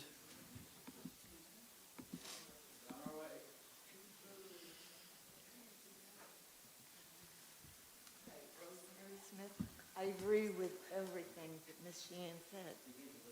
Oh, okay. Okay. Sorry. Go ahead. And I think a great spot, I agree with everything that Ms. Sheehan said. I also think a great spot for monitoring would be the fire station in Cedarville. And I'd appreciate you thinking about that. Thank you. Okay, thank you. Any other members of the public wish to speak on this particular topic, silica dust monitoring in this area? Anyone in virtual attendance want to speak on this topic? Nope, not at this time. Okay. Anyone else in physical attendance wish to speak on any other topic that we have not covered yet? Seeing none. Anyone in virtual attendance, Casey, want to speak on a topic we have not covered yet? Nope, no hands raised. Okay, so now we can circle back to topics we've already covered. Does anyone, yes, it can be on any topic that you'd like to speak on. Please take the mic and you will have 3 minutes with which to speak. Thank you. Kate Sakarik from Precinct 3. I'll speak louder. Kate Sakarik from Precinct 3. I have a question about the water situation. I'm not very familiar with the landfill and the runoff, but I'm wondering if these residents who only have well water and don't have access to town water, if the people who are, downhill from this runoff, why would they have to be paying for their water to be tested? Because that seems like well testing at $700 seems like a lot if they don't have any other option. And if this is something that, has been caused by a town error, is there, a way that you could do a lot of testing at once? That doesn't really sit well with me, but Sure. I could be misunderstanding. Sure. So the town does do testing in the area around the landfill periodically, and the town, but that's really if private well owners want to test at their schedule, at their volition, they have the opportunity to do that whenever they would like to as well. So the town does engage in its own testing, but private residents are certainly welcome to do their own independent testing whenever they would like to, or whenever they're able to do so as well. So we don't really see the two as being mutually exclusive. They're two independent ways to try and ascertain the same result, basically. Okay? All right. Any other member of the public in physical attendance wish to talk about a subject that we have already covered yet? Yes, Mr. Smith, I believe it was. You're welcome. Thank you for your indulgence. And in regards to that question, it's the Could you speak a little closer to the mic? The $685 involved, okay, say you had a private well and you wish to have it tested, the town doesn't provide that service. You have to seek out a company that is qualified to take well water samples. Right. And they have to come to your house and do that. You have to pay them, and then they have to transport. There has to be a chain of custody for the samples to be taken to a laboratory that is qualified, right, that is recognized, and then there's a whole quality control involved in that testing laboratory. And the reason one would want to do it is because of the changes. I thoroughly agree that the town has a planning board and it has a zoning board of appeals, and it treats these excavations very thoroughly, okay, and it listens to our arguments, and there's sympathy involved in the boards. But you have one aquifer and you have one known source of pollutants. It polluted that there was measurable amounts such that the town had to have had the liability and had to pay for water to be brought to its residents in this whole neighborhood downstream. And now, with 4 or more of these almost injection wells being built that are built and designed and constructed to touch the aquifer, and now what we're going to be doing is pulsing that aquifer.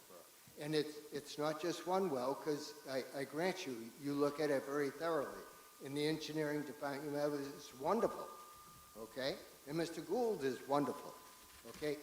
But the entire bylaw is meant to address one excavation, not 4 and 5, and not to the depths and magnitude that they are.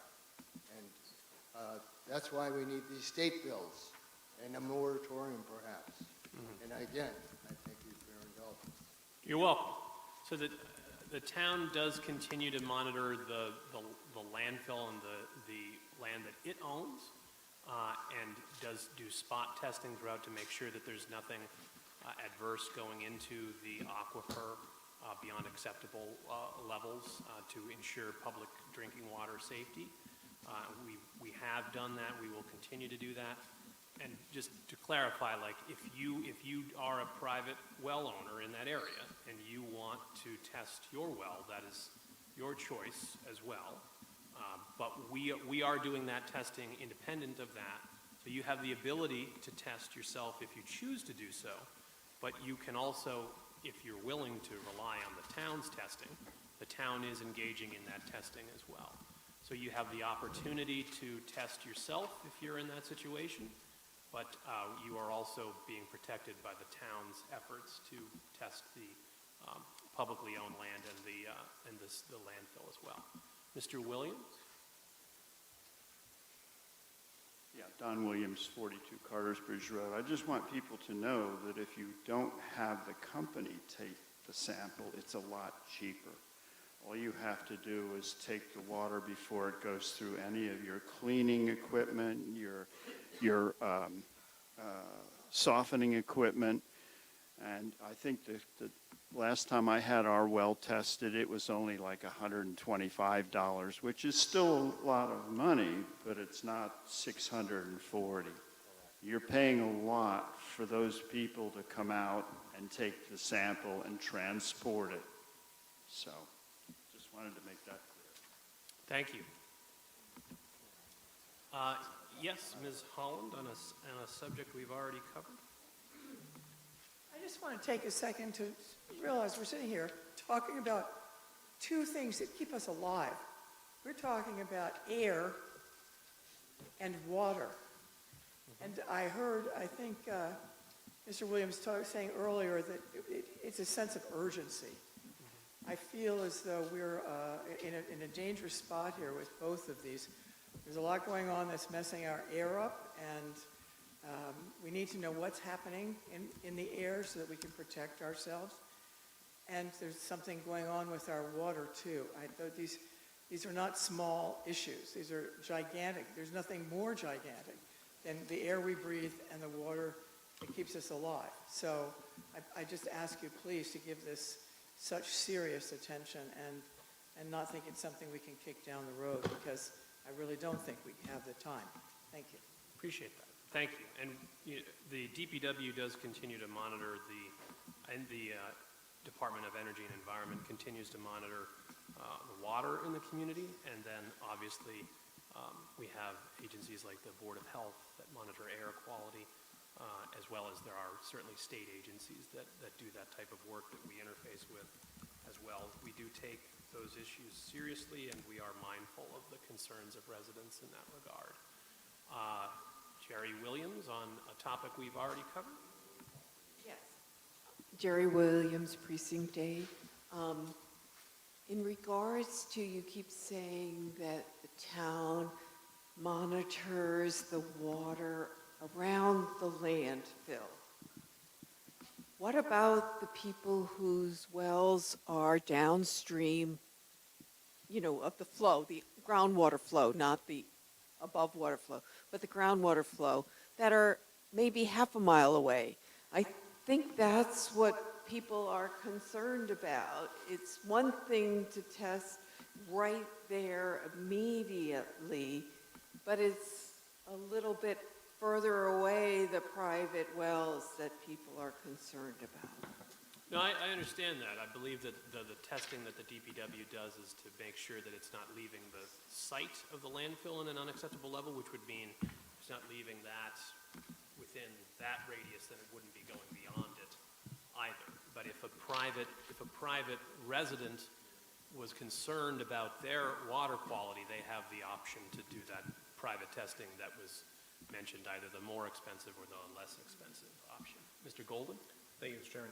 We also have monitoring wells all across the community, not just for monitoring the flow of contaminants out of the capped landfill, but around the wastewater treatment facility, anywhere that, you know, we are touching the aquifer or potentially touching the aquifer, we monitor the flow of contaminants.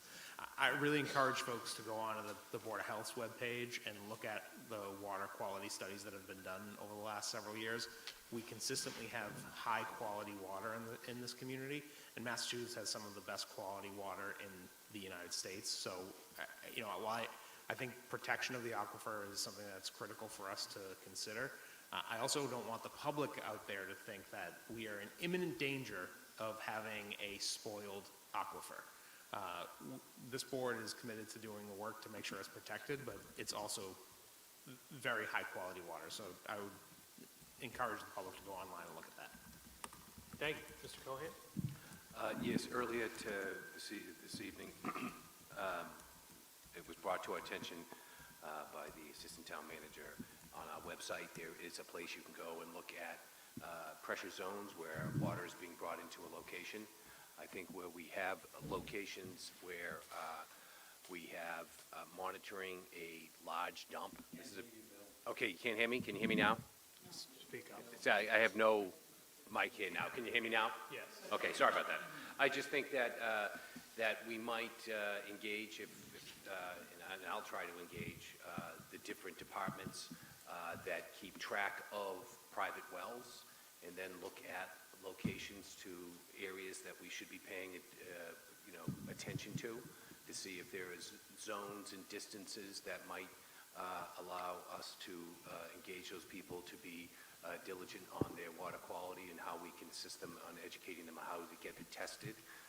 So there is something that we as a town have collected a lot of information about where private wells are in relation to these locations that there's monitoring, and maybe we can consolidate that information in an area that we can use to examine the possibilities of increasing water safety. So it's something that I'm glad I heard the residents speak of it, because it's something now that that I'll be looking into myself also. Thank you, Mr. Cohen. Any other members of the board want to contribute? Okay.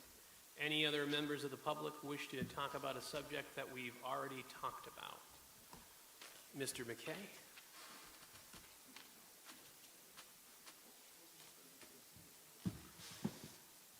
Maybe this is fitting that I stand up here near the end of the meeting, because when you opened the meeting, I spoke significantly about the problems we have in Cedarville related to the development and the potential contamination of the water quality. And I can appreciate what you're saying about the town does everything they can do and they comply with all the standards. In Cedarville, we have a particular issue where we've done some things to modify the geography west of the landfill. And the underground aquifer goes through that modification, past the landfill, into Cape Cod Bay.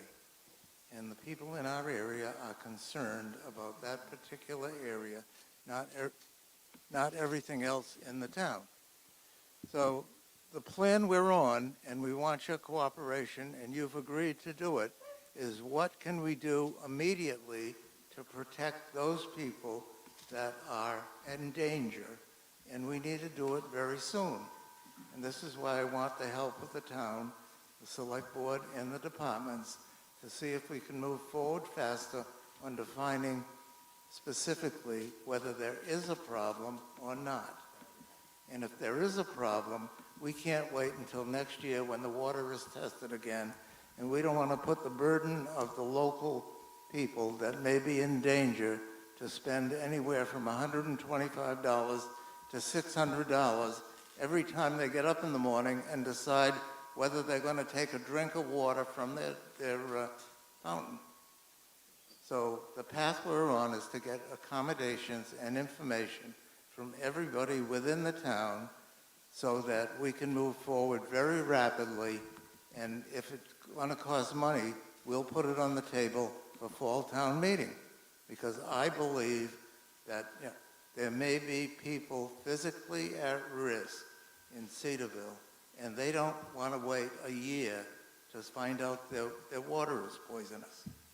So I'm back where I was at the beginning of the meeting, and I appreciate everybody's concern and the board's comments, but we are moving as fast as we can to try and get something on the table that we can say yes or no to protect the residents in Cedarville. That's a comment. I have a Thank question. you. Thank you, Mr. McKay. And as Mr. Golden alluded to, I mean, the town is, with the sampling wells throughout the community, as well as the wells, the sampling that is being done around the landfill that we've been talking about, the town is confident that there is no imminent threat to the water supply posed by by the landfill or by these projects. But the town continues to monitor that. If there were an issue with the water in this community, that would be priority one for town government, for the select board, and for everybody that works at the DPW, town hall, board of health, any of those people. So I understand that there are concerns about water quality, but there are not, the facts on the ground as they exist by the experts that we employ and that do the monitoring do not bear out that there is a current need to be alarmed that your water is poisonous, as was said, or otherwise contaminated, threatened by this way. We have been, we will continue to monitor that to make sure that that remains the case, because access to clean and safe drinking water is priority one for this board and for this government in your town. So that I do not want people to feel in any way that their water is being poisoned or contaminated and the town is not paying attention to that, not doing anything about that. That would never happen. If something were to happen, we would be reacting to that with all deliberate speed. We wouldn't have to wait for fall town meeting. We could call a special town meeting to do something like that. We would do something like that if there were a problem in this area. So that is something that we can and commit to today, and we will commit to in the future. Ms. Iaquinta? Yeah, so I completely agree with everything that you said, Mr. Canty. Water quality is our top priority. However, what I'm hearing here tonight is maybe a little bit of lack of belief that we are doing everything that we possibly can. And I'm wondering if there isn't a way that we might be able to pull together some information to send out to the community just to prove the very points that you've been making. Yeah. You know, it's one thing to say, trust me and believe me, and I do, but I think that there's a group of people out here that have some serious concerns and aren't convinced yet that we are indeed doing everything that we can possibly do. No, and I don't disagree with you, and I think one thing that we need to do a better job, and one of the reasons we're coming out on the road to communicate to people, is to listen to what you have to say and your concerns and answer your questions, but also to identify.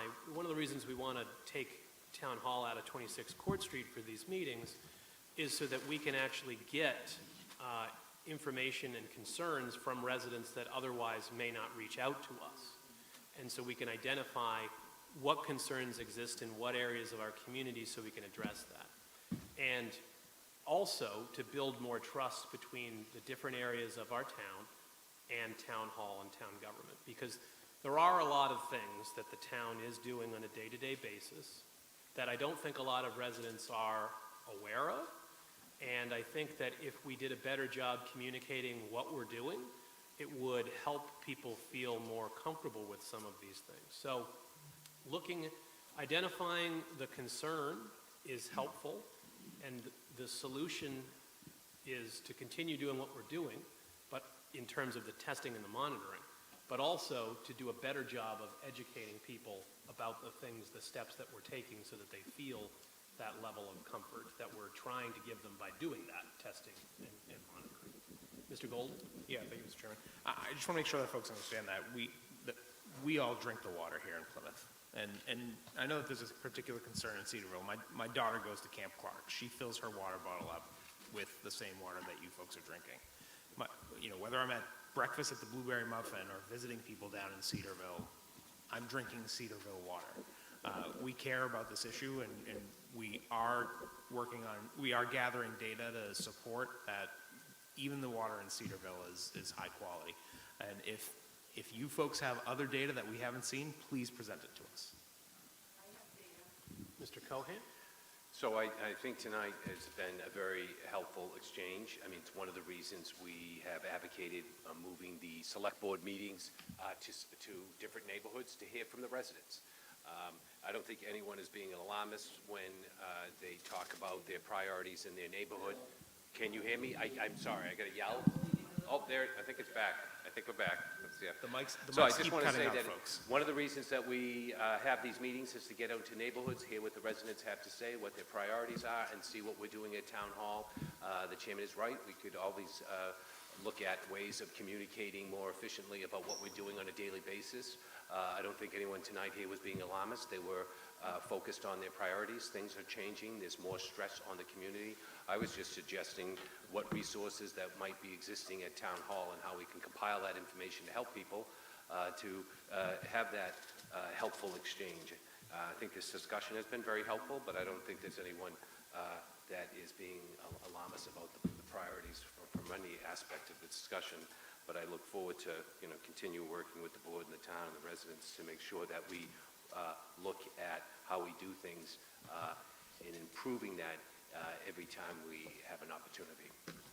All right. Thank you, Mr. Cohan. Any other members of the public want to address any topic that we have previously discussed? Ms. Sheehan, go ahead.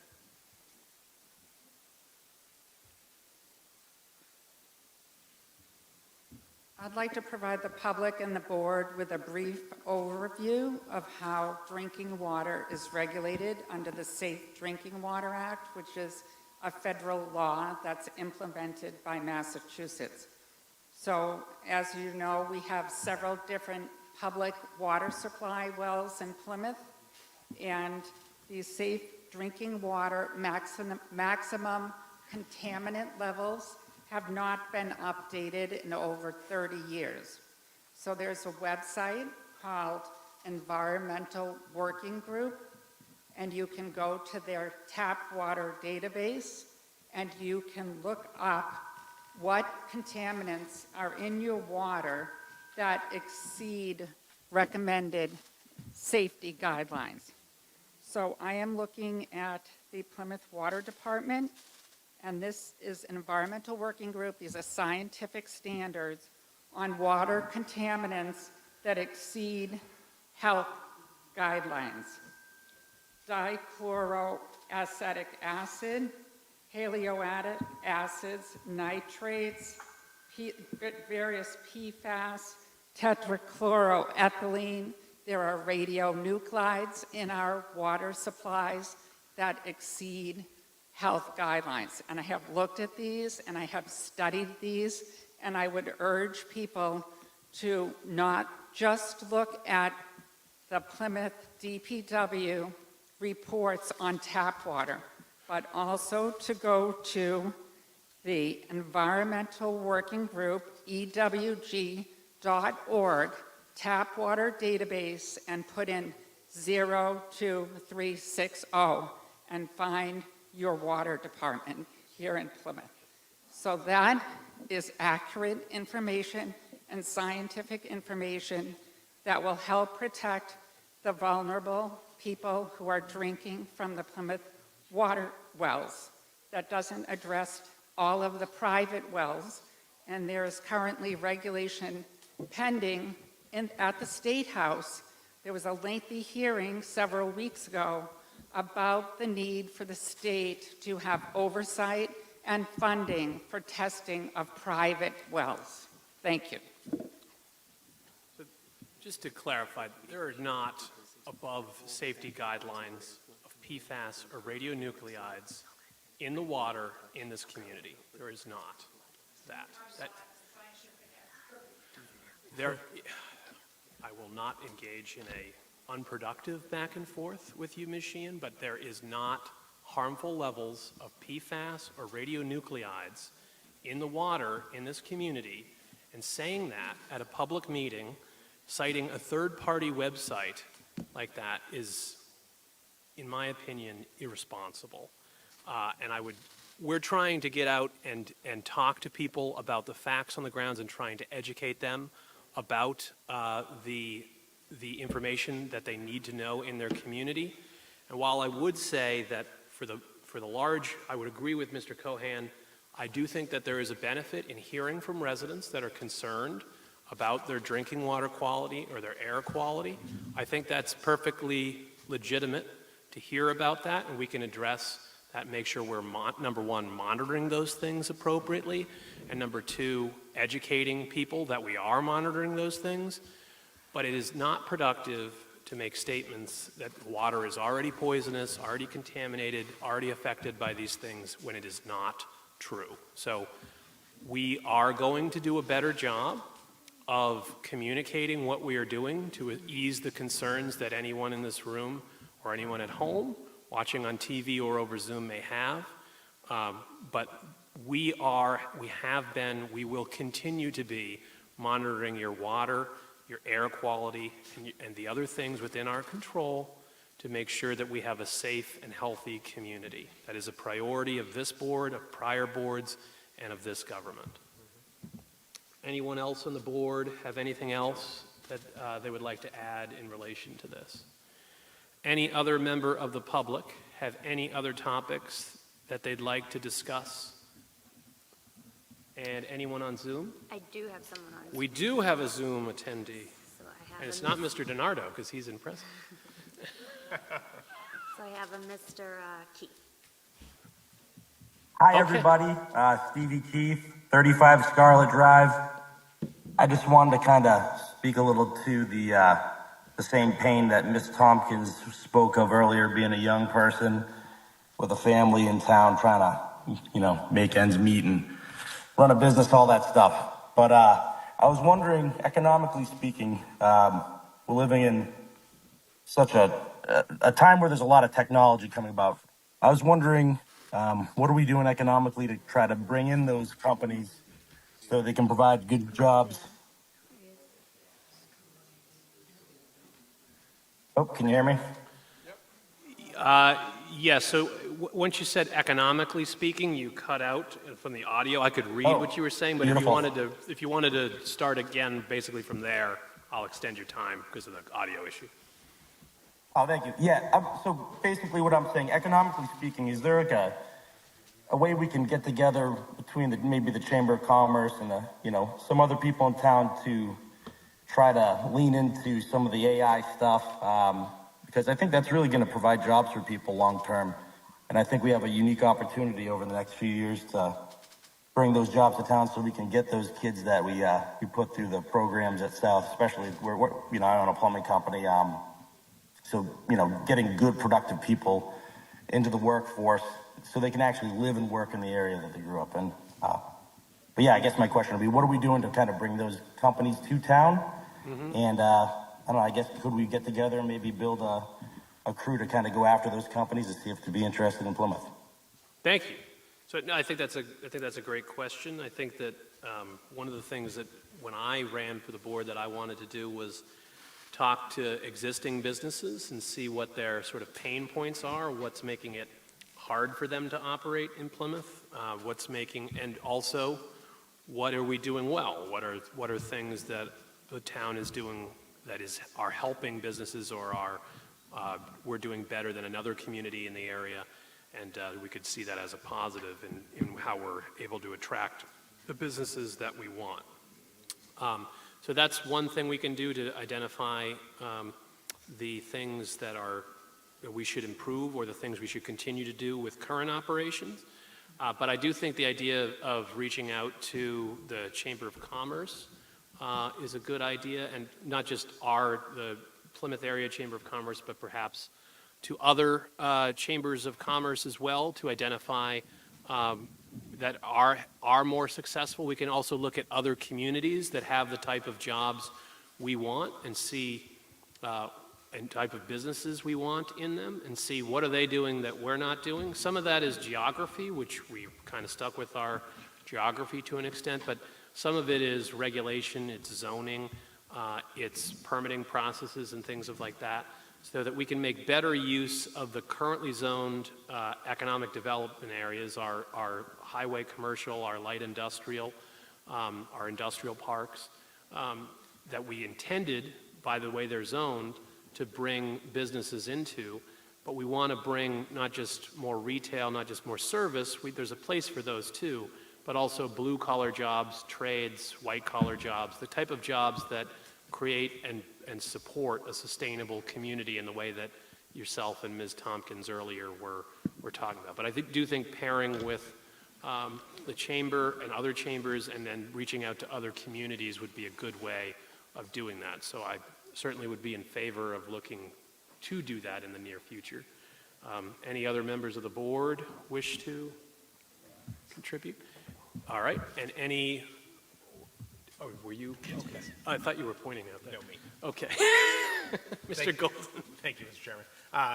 To address the AI-specific piece of things, AI is powered by data centers.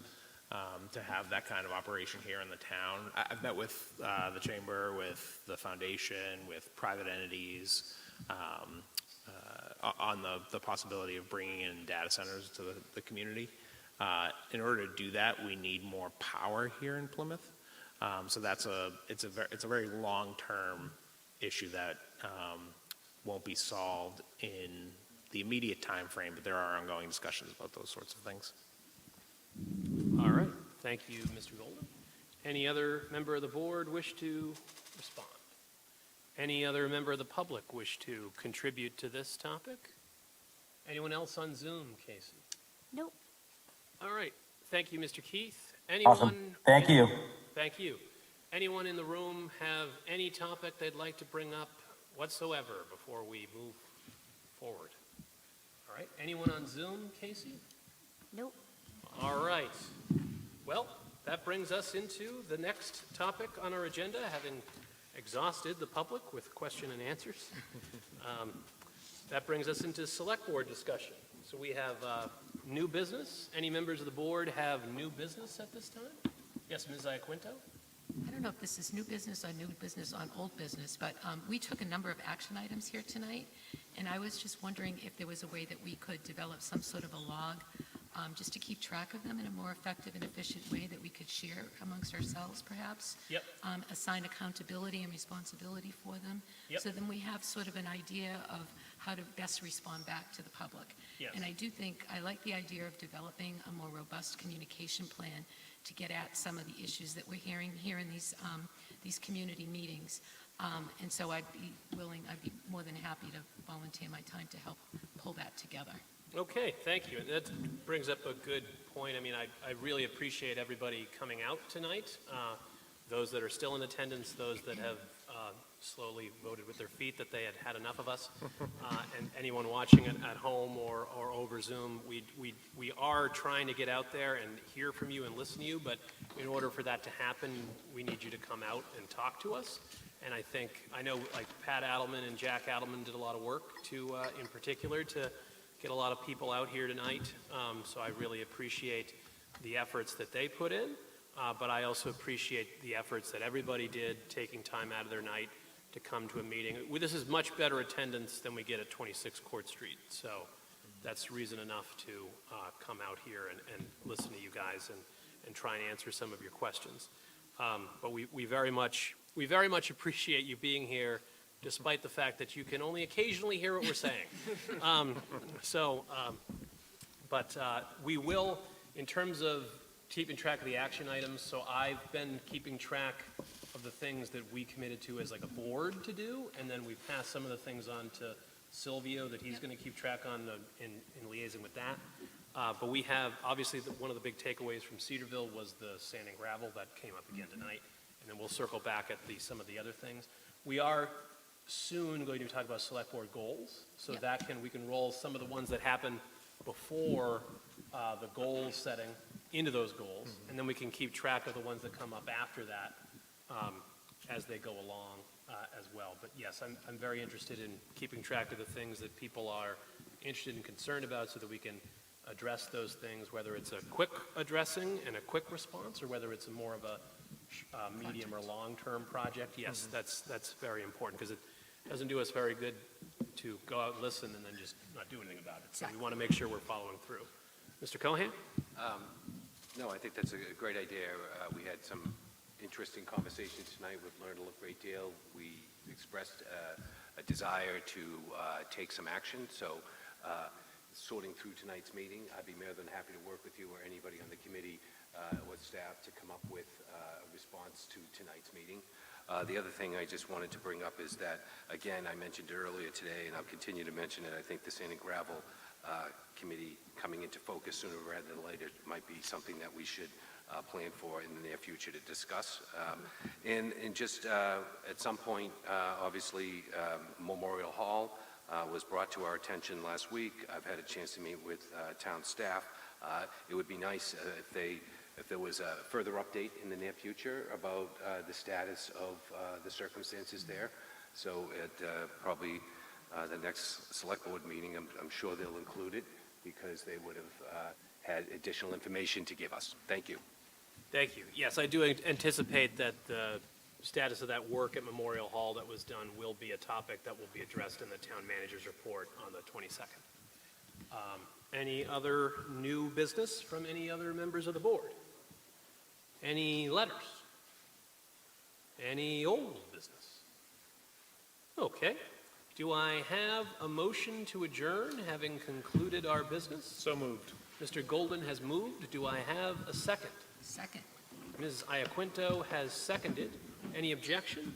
Hearing and seeing none. Mr. Golden? Yes. Ms. Iaquinto? Yes. Mr. Cohan? Yes. And myself, yes. It is unanimous. We are adjourned at 8:32. Thank you very much, South Plymouth.